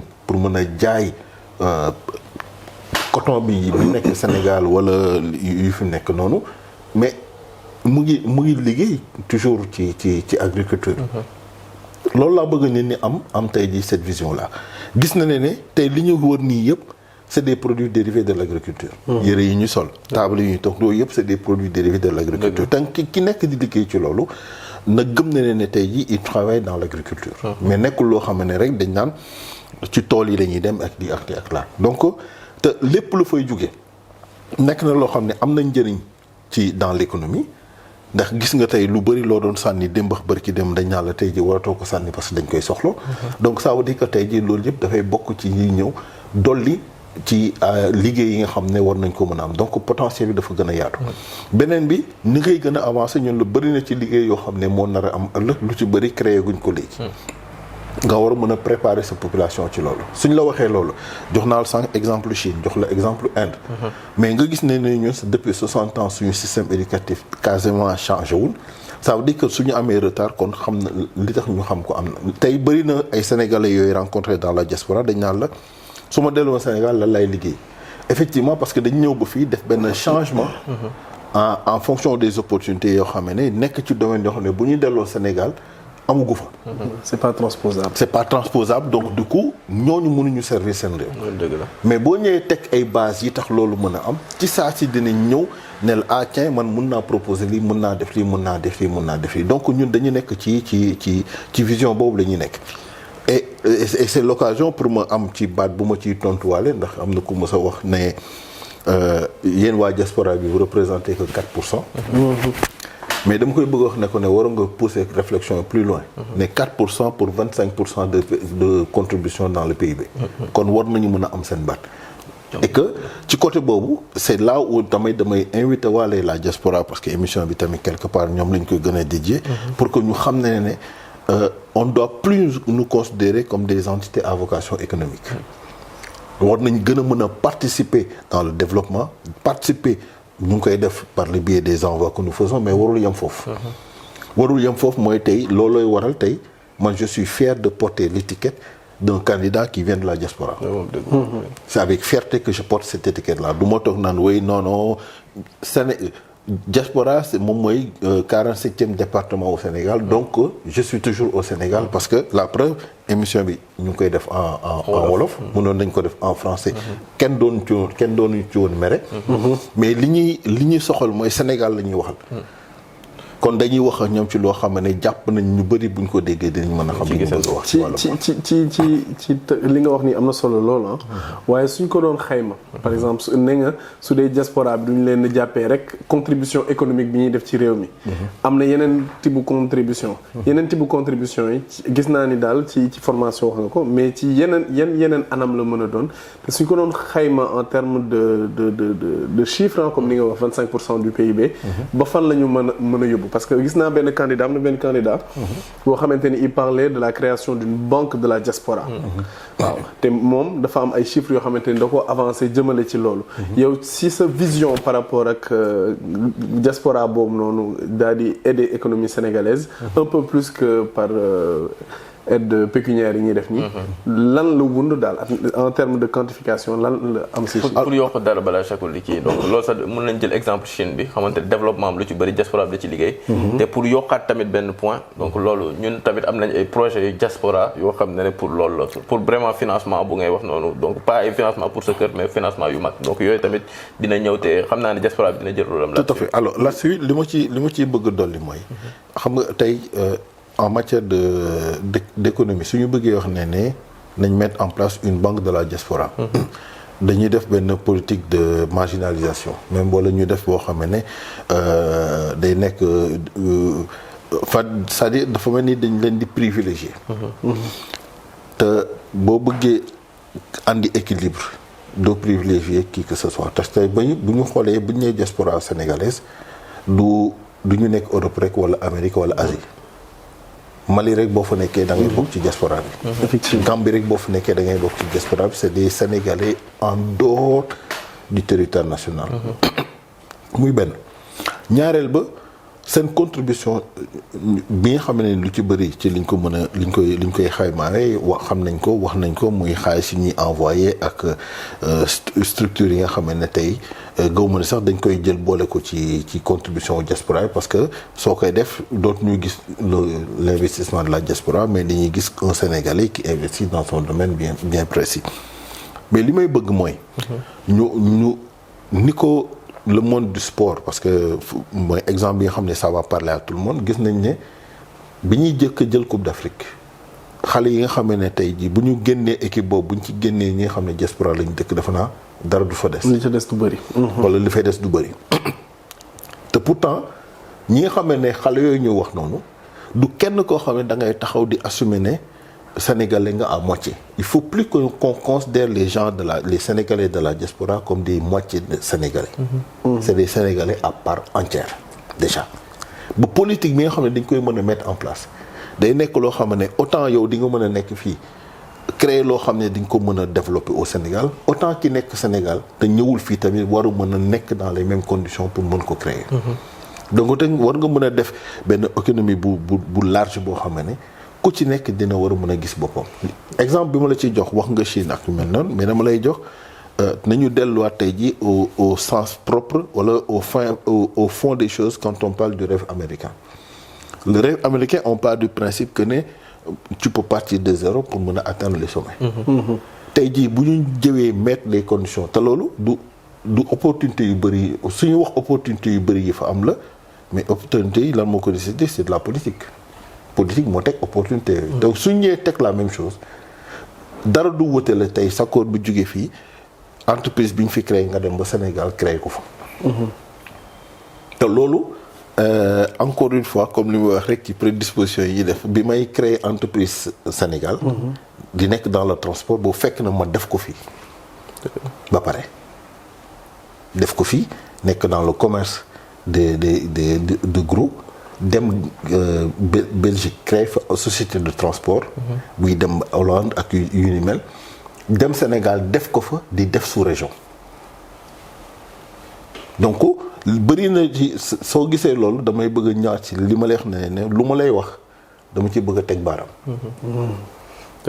donc sur le plan économique tey modèle bi ñuy bëgg andi day nekk loo xam ne ñun dañ ko expérimenter xam faay yi ci nekk xam jafe-jafe yi nga xam ne dund nañ ko. te ci xam nañ am nañu yaakaar ne suñ ko bëggee yaatal. am na fu ñu war a mën a jaar pour mën ko yaatal donc loolu mooy li ñu. loolu am na solo mais là moom xam naa vidéo bi mu ngi commencé gudd léegi dañuy def fast track yeneen domaines yu ci des. donc dugg santé après dem transport. def après technologie mën a tëj débat bi. donc su ñu defee fast track ci santé dafa am lu important c'est-à-dire que pour sa population andi la xaalis foog ñu wér. foog ñu am wérgu yaram donc du coup su nekkee amuñu wérgu yaram rek loolu problème lay doon donc loolu noonu ci wàllu wérgu yaram. yow yan emploi direct parce que nee nga fay 2,5 millions ngeen créé ñu yokk ko ci 500 000 donc santé bi ba lan la ñuy mën a créer. alors tey xam nga santé bi déjà le fait que nga mettre en place une bonne politique agricole rek la une bonne partie de ta santé. Carrément, parce que booy lekk lu baax. ak lu am solo def naa dina am jeexital ci sa santé. ci sa wér gu yaram kooku mooy première chose deuxième chose li ñuy bëgg mooy tey démocratiser ko démocratiser la santé ça veut dire quoi ça veut dire permettre à tout un Sénégalais dans un premier temps mu am un médecin traitant. loolu mooy premier principe bi. mais nan ngay defee loolu alors que médecins yi doy ñu Sénégal. mais xam loolu soo ko waxee ça veut dire que tey jii di nga teg politique bi permettre à ce que nga mën a yokk sa nombre de médecins. parce que depuis j'ai eu la chance nekkoon le directeur financier de l'une des premières universités privées de médecine au Sénégal. te gis naa ne léegi ñu ngi commencé di jox licence université yi pour que ñu mën a def la formation en médecine qui est très bien encadrée au Sénégal. nous avons de très bons médecins et de très bons formateurs. avant université Cheikh Anta Diop rek nga mënoon génne. léegi ñu ngi koy commencé di yaatal donc ça veut dire que ne soo ñëwee teg principe boobu dina am derrière. Une planification booy def pour xam ne balaa ngay atteindre à ce que les 17 millions de Sénégalais léegi on est 18 millions et quelques parce que ak statistiques yu mujjee génne ab 9 millions 600 de d'hommes et xawma de femmes et 9 millions 400 d'hommes donc à peu près ci ordre yooyu la. di nga teg planification bi permettre à ce que ñu mën a ne il nous faudra tant de médecins généralistes pour mën a couvrir toute la population sénégalaise te loolu le but c'est de lutter contre les déserts médicaux yi nga xam ne mën na am au niveau du Sénégal donc première mesure mooy teg loolu su ñu tegee loolu ça veut dire que tey jii suñu système social dinañ ko renforcer ba mën a def déclaration yi permettre à ce que chez chaque Sénégalais wala un résident que tu puisses te retrouver avec un médecin traitant boo xam ne dee la mën a suivre loolu pour lan c'est pour créer benn adhérence entre la médecine de manière globale ak tout le processus. tey carte sanitaire bi ngay yor dem seeti médecin mu consulter la jox la ordonnance même ordonnance boobu dañuy bëgg mu nekk lu ñuy dématérialiser. de telle sorte que soo déggee en pharmacie ci officine yi ñoom bu ñuy dugalee carte bi dinañ mën a xam ban ordonnance lañ la bindal. suñ ko satisfaire su fekkee ne one shot la. daf koy dina am système bu muy def mu permettre ko à ce que doo ko mën a utiliser waat feneen.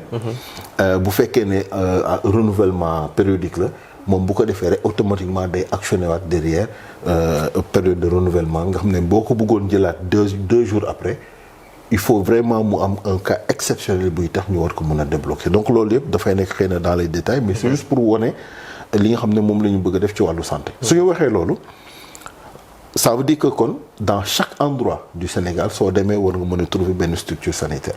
man am na pàcc bu mu amal solo. par exemple ñun Sénégal dafa mel ni système américain lañ am c'est-à-dire que soo amul doo faju.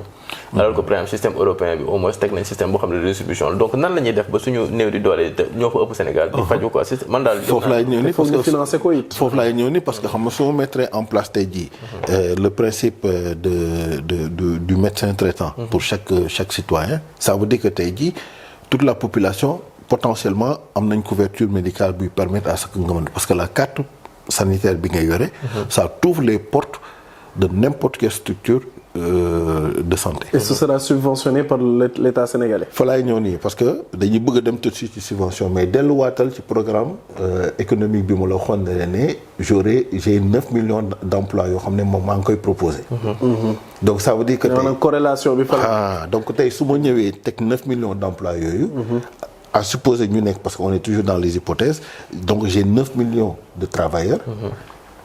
bon on va nañu yem ci fourchette moyenne bi. dañ ko andi à 5 millions balaa gars yi naan waaye ñuy mënul ñëpp mënuñ kii bon xam Sénégal dañu bëgg a xuloo taluñu xuloo ñun donc ñu jël 5 millions de personnes qui travaillent.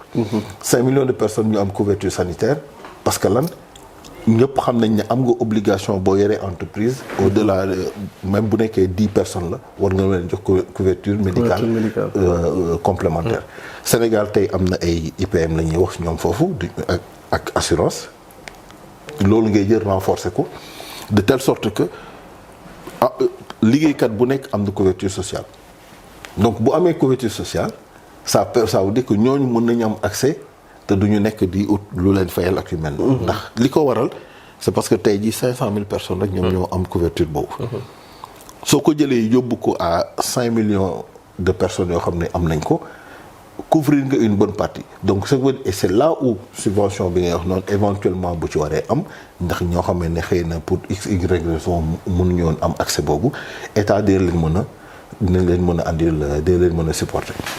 jàppal ne tey jii Sénégal si situation actuelle bi on a à peu près 500 000 personnes qui travaillent mais tu as autant de retraités yoo xam ne tey ñoo existé au Sénégal donc c'est comme si dañu nekk ci benn équation un travailleur pour un retraité.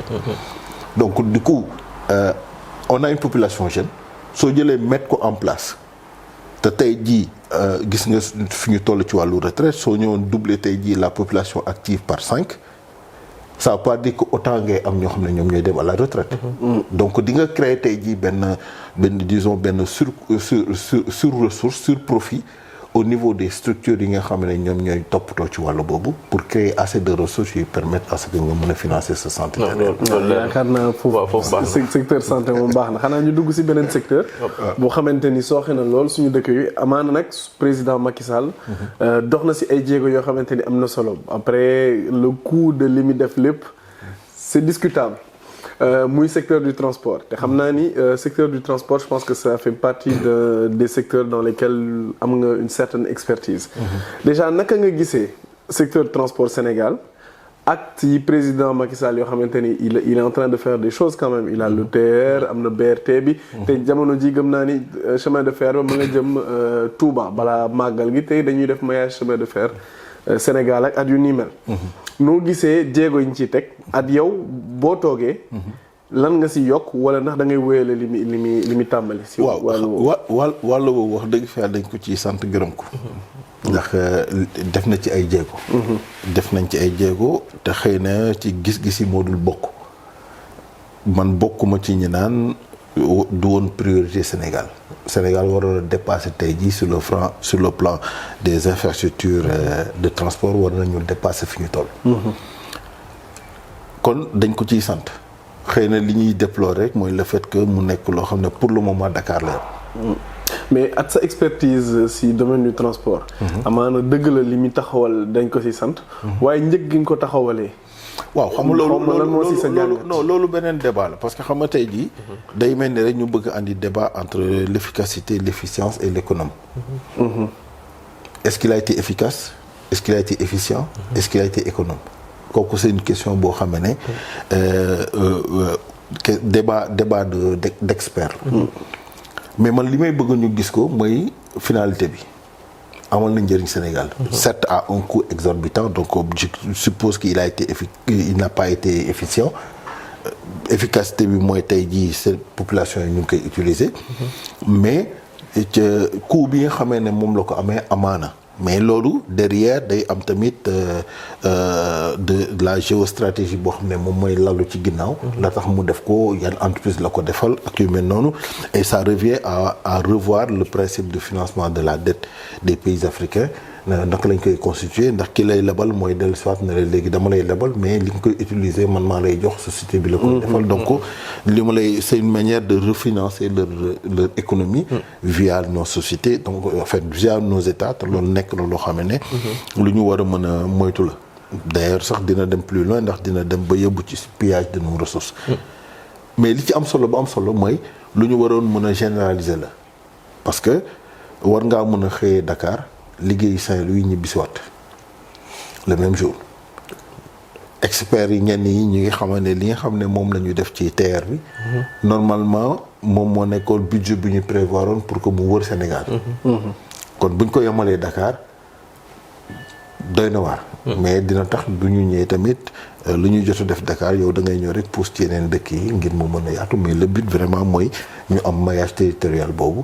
pour permettre à ce que Sénégalais yu bëri mën ci bénéficier wu c'est d'autant plus logique dans notre politique ñun que dans chaque capitale régionale dañ koy jël transformer ko en pôle économique pour permettre à ce que nga mën a am indépendance ci au niveau de la capitale régionale bi nga xam ne moom nga nekkee li may bëgg wax foofu mooy su ma jëlee exemple ci dëkk yi ñuy nekk fii di nga dëkk Strasbourg doo mës a ñëw Paris parce que amoo fi soxla li nga soxla yépp ci sa carrière ci lu mu ci mënti doon da nga koy am à Strasbourg amul luy tax nga war a ñëw Paris du passeport du dara kon tey war nañ mën a créer cette indépendance au sein de nos régions de telle sorte que ku fa dëkk waroo mën a bañ a am benn soxla Dakar soo fa ñëwee rek day fekk ne da ngay ñëw pour x y raison mais du pour des raisons administratives parce que am na loo xam ne moo la fi après je peux comprendre pour des problèmes de spécialisation ñu ne bon tel parce que des fois fii sax même di nga feebar ñu ne noonu demal dans telle région hôpital bi nekk foofu moo ëpp des experts mais loolu dañ koy def en selon formation démographique bi fa am ak li nga xam ne moom mooy pathologie yi fay am su fekkee dañu rester dans la médecine donc loolu moom mooy li nga xam ñun on est allé plus loin nous proposons même de délocaliser la capitale économique du pays à Saint-Louis delloo ko Saint-Louis la capitale économique du Sénégal dañ koy jël delloo ko Saint-Louis. da ngeen koy jëlee Dakar bi nekk ci pointe bi yóbbu ko Saint-Louis. capitale économique. ngir la Dakar garde la capitale régionale. Administrative. Créer deux capitales dans le pays parce que le but c'est de créer un corridor tey jii Saint-Louis a les mêmes potentialités que Dakar. Voire même plus parce que. En matière de communion avec l'extérieur gis nga ne amaale na sax fleuve bi pour mën a duggaat à l'intérieur des terres africaines loo xam ne tey Dakar amu ko donc potentialité bi nga xam ne am na foofu war na mën a permettre à ce que ñu mën ko capital économique bi nekk au niveau de Saint-Louis ak d'autres raisons nañ jàpp ne aussi ba ci gisement yu bëri yoo xam ne tey jii Sénégal mu ngi ci nar a bénéficier wu mu ngi nekk ci zone boobu donc nekk na loo xam ne tey jii lu am solo la Diama barrage de Diama fa la nekk te comme ni ma la ko waxee ci wàllu irrigation bi ndox mu bëri day génnee foofu di déverser dans l'océan loo ko mën a waroon nañ ko mën a capter donc tey su ma doon lim potentialité yoo xam ne nekk na ci Saint-Louis pour ñu delloowaat ko capitale économique du pays duñ fi jógee. mais corridor bi ngay def entre capitale économique et capitale administrative day tax tey littoral boobu yow da nga koy développer. littoral bi pàcc bu ndaw la ngir si dëkk bi de. non maa ngi ñëw non su may wax loolu ça veut dire que tey jii. ndax corridor la entre Saint-Louis et Dakar. donc ci diggante axe boobu yaa ngi Louga yaa ngi Thiès. donc région yooyu yëpp Louga gis nga ne dafa dem presque ba ci partie ouest bi. donc loolu yëpp day nekk loo xam ne looy jël en considération la. soo defee loolu nga continuer wàcc parce que là maa ngi ci sama programme économique. ñëw Kaolack développer le port de Kaolack bu concurrencer le port de la Gambie. mooy Ndayane. waaw non Ndayane sax mu ngi beaucoup plus côté Thiès. mais boo ñëwee ba Kaolack tey ndax am na port bu fa nekkoon. am na tamit tey jii de l'exploitation bi ñuy def ci wàllu sel bi. loo xam ne mën nga ko développer à ce niveau là. day nekk loo xam ne day nekkaat tamit beneen point économique boo xam ne da nga koy mën a def à ce niveau là nga wàcc dans le sud à Ziguinchor le port de Ziguinchor nga développer pour concurrencer le port d'Abidjan. mu nekkaat ay voies de sortie ndax li may bëgg mooy nga multiplier les voies de sortie pour permettre au Sénégal à ce que ñu mën a transport bi mën a fluide à ce niveau là donc day andi corrélation yi nga xam ndax ñu ngi doon wax li ci wàllu transport dañuy ñëwaat foofu. Contrairement ak li ngeen di xalaat man je suis contre le principe du port de Ndayane parce que je trouve que c'est pas nekkul lu baax tey jii ci écosystème bi.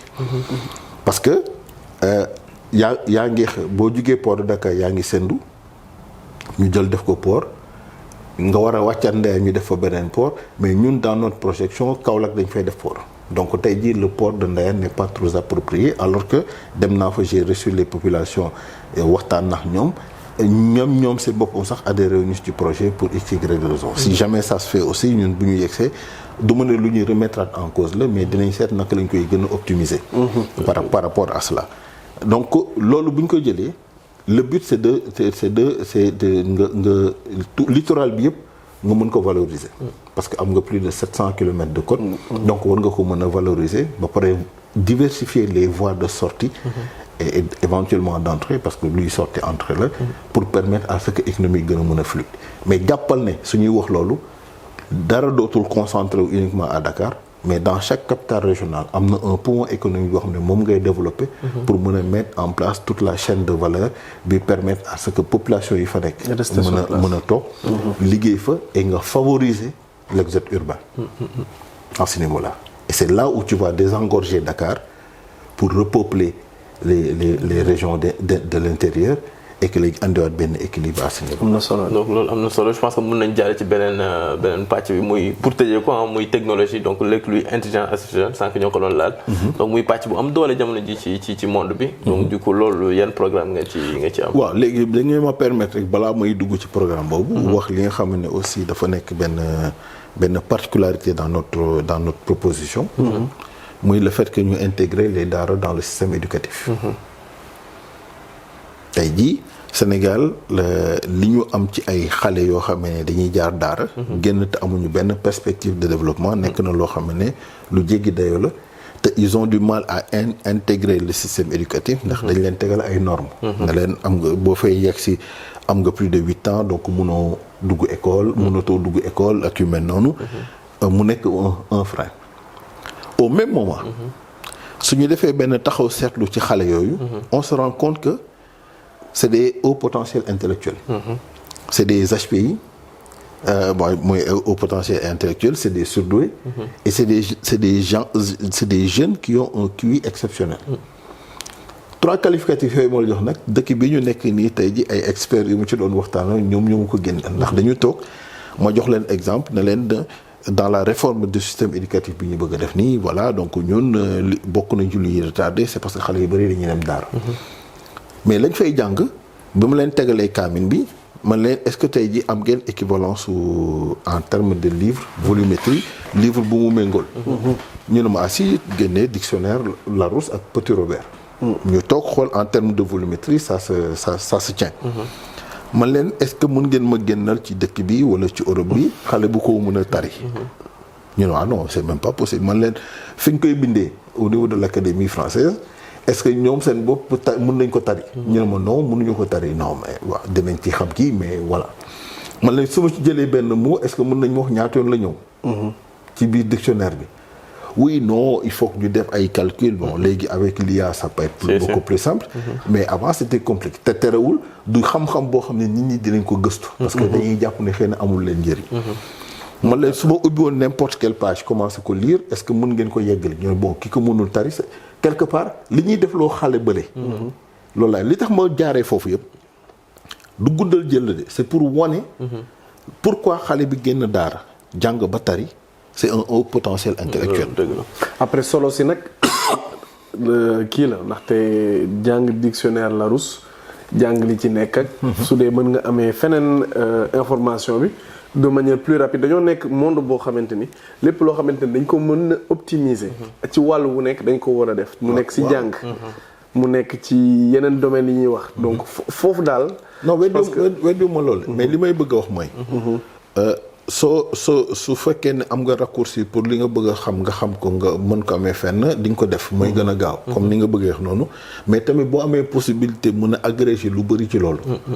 defe naa tey jii luy am solo la. tey médecine balaa ngay spécialisé wu da ngay njëkk a def médecine générale. te tey jii suñu borom xam-xam ñi tuddee suñu borom xam-xam ci wàllu diine balaa ñuy spécialisé wu ci yenn domaines yi day fekk ñu xam d'abord téere bi. bu ñu d'accord ci principe que ne tey téere bi mooy ndeyu xam-xam yëpp. parce que lépp lu ñuy tudd ci xam-xam base bi soo demee fekk na ko fa. loolu d'accord nañ ci. c'est-à-dire damay bëgg ñu côté boobu suñ koy wax ak Sénégalais yi ñu dindi côté religieux bi suñu ngëm-ngëm ñu teg ko na leen. donte nit ki ak ngëm-ngëmam ñoo ànd. ñu bañ a gis ne c'est un livre sacré loo ci wax rek dañ naan d'accord. moo tax bi may def expérimentation boobu dama ko def ak ñoo xam ne gëmuñu diine. gëmuñu l'islam. nga xam ne bu boobaa dañ koy jàppee comme un simple livre. mais dinañ la wéy seen livre kii mais tey boo ko fi tegoon ñun ni ngay amee yow kersaw boo setul doo ko jël. ñoom seen yoon newu ci. ñoom dañuy ñëw c'est juste un livre c'est un livre fa la yem. tey nga am xale boo xam ne maîtriser na ko. ba wax la li ma la wax nii yëpp. li may bëgg a wax foofu du caaginu li mu ci xam. mais damay bëgg a wax d'abord sur le plan scientifique xale bi dans sa tête. naka la structuré wu. c'est-à-dire tey ji am na pédagogie. am na éloquence boo xam ne nekk na ci moom parce que jàngal nañ ko ba muy kii mu mën a taxaw. en public ndax bu ñu négliger loolu tey xale bi taxaw en public di tari. mu ngi nekk di def mu ngi nekk di def prise de parole en public. loo xam ne tey bëri na suñu suñu ay morom. yoo xam ne mënuñu ko. jàng na naka lay téye ful ndax voix bi nu mu koy defar yu ni mel noonu ak plein de paramètres yoo xam ne dina tax bu waxee bu tàmbalee rek parole am daf lay mën a captiver te moom à bas âge loolu yëpp jàng na ko. tey jii technique bi nga xam ne moom la war a këru jàng ba téye ko xam na ko. tey amaana xëy na ñun ku ñu fi joxoon benn page ne ñu suba ngeen ñëw réciter ko. on aura du mal. fekkee ne amuñu technique boobu. on aura du mal alors que moom da nga koy jox mu naan ko léegi ngoon nga ñëw taxaw mu tari la ko ndax am na technique boobu. li ñuy bëgg wax foofu donc loolu yëpp bu dajee ci moom kooku dañ ko war a jëla mën ko jaaral yoon boo xam ne dañuy mën a gën a bénéficier wu ci loolu ndax am na ay prédispositions. fa laay bëgg a ñëw. tey fii en Europe wala aux États-Unis foo déggee ñu ne am na xale boo xam ne à 9 ans def na maîtrise wala def na yu mel nii. c'est parce que dañuy teel a détecter ci moom ay prédispositions jaaral ko ci ay classes préparatoires yoo xam ne mooy tax mu mën a teel a àgg fële. moo tax ñun ñu ñëw donc tënkaat suñu programme ci loolu ne kon képp xale boo xamee ne wàcceeti na kaamil diplôme bi la sa oustaz daan jox. dañ koy transformer diplôme boobu en baccalauréat général. maanaam si njàngum alxuraan. képp nga wàcce ko képp. dañ la koy jox diplôme baccalauréat général. bac général. ah loolu du wàññi solo baccalauréat général. lan mooy baccalauréat. baccalauréat moom day tax da ngay jàll foo xamante ni. di nga jàng grammaire. di nga jàng histoire. di nga jàng géographie. di nga jàng instruction civique. xam as tuut ci ni dëkk di defee at ni àdduna di doxee. loolu su dee loolu lépp dañ ko tënk ci baccalauréat bi te mu nekk diplôme boo xamante ni dafa prestigieux wàññiwuma prestige ku jàng alxuraan ba mokkal ko de. waaye day am benn pàcc cote boo xamante ni xam-xamam ci lay màcc. pour yow ki jàng alxuraan loolu yëpp xamu ko. xameewu ko ni ko kii jàng jaare école xam parce que àddina bi ni muy tëree on est dans un. en fait loolu xam nga tey jii. loolu la ñuy bëgg a gëmloo. tey loolu la ñuy bëgg gëmloo ndax tey jii li tax ma ne loolu la ñuy bëgg gëmloo tey nañu jël xool principe curricula bi nga xam ne moom la ñu teg tey boo ñëwee sëriñu daara nga ki yore école classique en fait français wala anglais wala espagnol bu mu ci mënti doon parce que li ñuy bëgg wax li ñuy def nii dafay nekk loo xam ne dañuy bëgg dëkk yi nga xam ne am nañu même principe bi ñu mën ko généraliser mu yegg ba foofu grammaire bi ngay wax noonu tey jii xam nga ne xale mënul tari alxuraan te jàngu ko donc ça veut dire que def na tey jii jàng na alphabet. jàng na lire jàng na taqale. ci lu wér. jàng na dem ba commencé def lecture. normale ci kaw lecture normale boobu muy jàng na mu ngi tari. c'est-à-dire ni kee di def nii dina jàng compter dina jàng tey li nga xam ne moom ngay jàng parce que. lii ci làkk boo xamante ni du làkku dëkkam. te du làkku communication du làkku institution. mais français bi ngay def noonu du sa làkku dëkk. suñu làkku dëkk la. non du sa làkku su ma naan du sa làkku dëkk mooy dañ ko jël institutionnaliser ko. ne la moom mooy la langue officielle. mais tey jii boroom xam-xam yi ñuy jiitu defoon nañ ay études pour wan nañu ne tey jii nit ki yaa ngi gën a mën a réfléchir ci langue bi nga xam ne moom nga nàpp. donc ce qui veut dire que tey on gagnerait beaucoup plus à apprendre. En wolof par exemple. que ñu continuer tey suñu enseignement en français parce que jàppal ne xale bi nga xam ne dañ koy jël yóbbu ko. te musul dégg français école la koy tàmbalee dégg ñëw prof bi di ko maître bi di ko jàngal ak yu mel noonu dina am benn kii. bu muy def réflexe bu muy def ci sur le plan neurologique loolu yëpp c'est des études yoo xam ne mu ngi fii ñu xam ko ci kaw loolu mënoon naa la ne. sori nañu ñun fu mu toll nii. ak pas-pas ci jàngale lépp lu ngay gis ni ci programme ba niveau université boo xam ne dañ ko traduire ci wolof. li nga xam ne professeur Sakhir Thiam defoon na ko. ñeneen defoon tey jii mun naa ñëw ñu def un accompagnement ay élèves yoo xam ne dañ leen di jàngal seen cursus scolaire. primaire ba université te lépp ci wàllu wolof lañ ko defee. mun naa la ci génnal sax ay études yoo xam ne def nañ expérimentation ñoo xam ne. maanaam dañ leen jëlee classe seconde ba terminale di leen jàngal mathématique ci wolof. bi ñuy yeggee ba résultats yi génnee ñoom ñoo am taux bi ëpp solo ci wàllu réussite. pour wane ne kon am na jéeg yoo xam ne def nañ ko fële. mais li may bëgg a andi mooy dama bëgg a récupérer une autre partie de la population boo xam ne ils sont laissés pour compte. considérés comme analphabètes quoi. considérés comme analphabètes pour intégrer leen dans le système éducatif. su ma la waxee prédisposition yi xale bi am yëpp ne la tey boo ko joxee baccalauréat général. da nga koy dugal classe préparatoire. foofu mooy la différence. day dugg classe préparatoire boo xam ne première année bi day jàng arabe bi mu doon jàngee daf koy gën a jàng pour maîtriser ko. boole ci 2 langues étrangères pour permettre mu am ouverture ndax xam nañ ne baccalauréat foo ko amee université boo dem di nga war a mën a jàng mais tey jii le fait que mu teg ci 2 langues étrangères yooyu mooy tax mu am une ouverture sur le plan international ça c'est la première chose. Deuxième chose pour aller plus vite très vite rapidement mooy université xam nañ beneen jàng moo fa am bokkul ak li nga xam ne moom nga daan jàng ba terminal beneen jàng fa am ndax tey jii soo ñëwee kii def droit du ne ma ci cursus am yëpp am na foo xam ne jàng nañ ne ko lii mooy droit civique lii mooy droit constitutionnel ak yu mel noonu donc droit commercial ak yu ñu mel dama joxe exemple boobu mais terewul xale bi bu defee loolu 2 ans yi ko defal si lay jàng les prérequis par rapport ak li nga xam ne bëgg na ko def ëllëg li may bëgg andi il faut plus que tey ki génn daara finalité mi yëpp day nekk ne mu dem nekkaat sëriñu daara. jàngale alxuraan. il faut plus que tey jii su ñëwee dañuy moderniser li ñuy tuddee modernisation des daara dañuy dem yóbbu fa kiy def menuisier kiy def plomberie kiy def ne yóbbu nañu métier ci daara. ndax ki lay defal loolu séntuwoo ci doomu daara bi suba bu génnee mu nekk procureur. séntuwoo ci moom bu génnee mu nekk koo xam ne def na finance et pourtant am na prédisposition yooyu yëpp parce que tey jii ci biir alxuraan.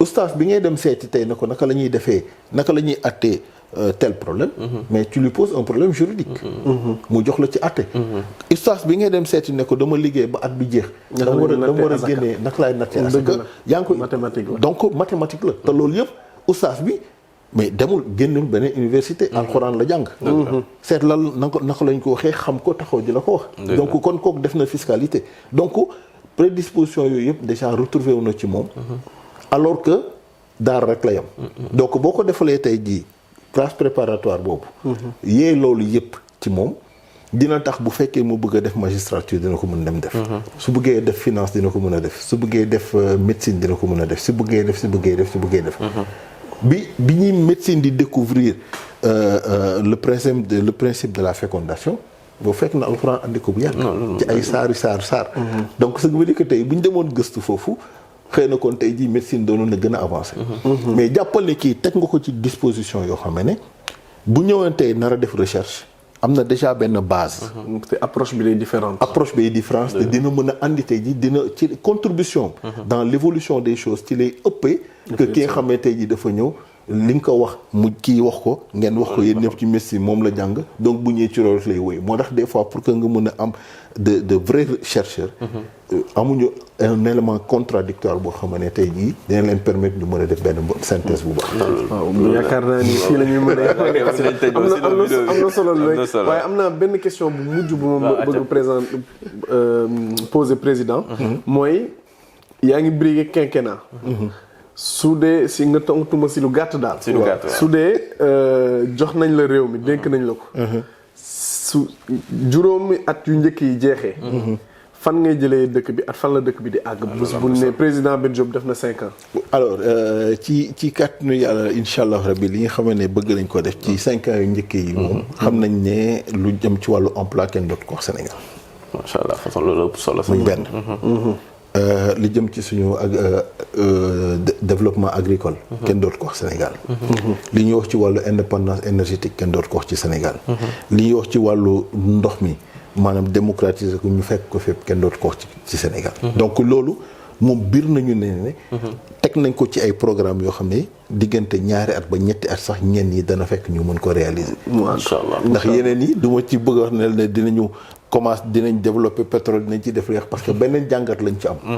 ci wàllu boobu xëy na jamono waxtu bi boo ko mais yeneen jàngat lañ ci am ci wàllu boobu mais li nga xam ne bëgg nañ ñoo xam muy les besoins primaires des Sénégalais. moom li jàpp nañ ne ci ñaari at yu njëkk yi jëm ci ñetteel at bi dana fekk ñu mën ko régler ba jàll ci leneen. non loolu am na solo non question réponse bi kii na donc pour def dernier façon dans tous les cas en fait bi mooy premier pàcc bi boo xam ne ci olof la mais dinañ la soxlawaat pour français. incha allah comme ça bu ñu wax ak relation internationale mais loolu xam naa fii quelques mois. mais franchement waxtaan bi neex na donc lan mooy sa dernier mot comme ça ñu tëj ko. waaw moom dernier mot bi rek mooy xanaa ji leen jaajëfal parce que vraiment nekk na loo xam ne lu am solo la. ngir ñu gën a mën a waxtaan ak Sénégalais yi ñu xam yéene ji nga xam ne am nañ ko ci réew mi. du loo xam ne lu xaj ci benn émission la. wante jéem nañ ci suqi lu nga xam ne mën nañ ko. wala lu waxtu bi laaj rek. ñu ànd ci ñoom te xam ne bëgg. suñu réew ak engagement boobu bëgg mu toll ci standardu dëkk yu mag yi. moo ñu tax a engagé woon mënoon nañu toog ci bitim fii ni ñu nekk nii. ndax am nañ fi ay teranga. mënoon nañ ci yem. mais dañu renoncé ci loolu yëpp. li gën a jafe ci réew mi moom laa def muy démissionné. te Sénégal la ma ko jaral. parce que lan li may def foofu dama ko gëm te xam ne mën nañu jëlee Sénégal fi mu nekk yóbbu ko foo xam ne tey jii li ñuy daw si di ut si fii mën nañu toog suñu réew am ko fa. donc loolu mooy yéene bi mu nekk loo xam ne nag dama ciy woo toute la diaspora surtout. ne dañu am suñu cër am suñu wàll ci Sénégal. te war ko mën a assumer. li ngeen di def ni bokk na ci forme de ci contribution boo xam ne dina tax ñu gën a mën a xam ne doomu Sénégal yi tooguñu fii rek nekk ci leneen. mais picc ngi ci kaw wante xelam yëpp a ngi ci suuf. donc di ñaan tamit yàlla defal ñu jàmm. ci suñu réew. phénomène d'immigration bi fi am temps yi ñu ñaan jeunes yi ñu dellu si waat à la raison. pour wane ne la ñu bëgg di ko ut fii muy yaakaar bi ñu fi xalaat. mën nañu ànd construire ko ensemble ci suñu réew. et que ci loolu lañ ñëw di massaw nag képp koo xam ne ni yàlla jël na ci bakkanam. te di wane rek ne ndaw moom borom li ñuy wax borom karaw gu ñuul ñàkkagul dara. donc on a la chance am dëkk boo xam ne 65 à 70% de la population amuñu fanweeri at. donc programme bu ñu fa mën ci def danañ ci mën a ànd ak kon ñu ngi leen di invité à cela. ñun ñi fi nekk du nattu la ñu ñëw fii. certes. wante am nañu conscience tey ñëw àndaat ak waa Sénégal ci liggéey bi kon maa ngi tàllal loxo et la diaspora et les Sénégalais pour que 2024 ñu mën a ànd ensemble pour apporter le changement tant espéré pour notre pays di leen jaajëfal. loolu am na solo merci monsieur. jërëjëf ñoo ngi lay sant di la gërëm si jërë ngeen jëf merci.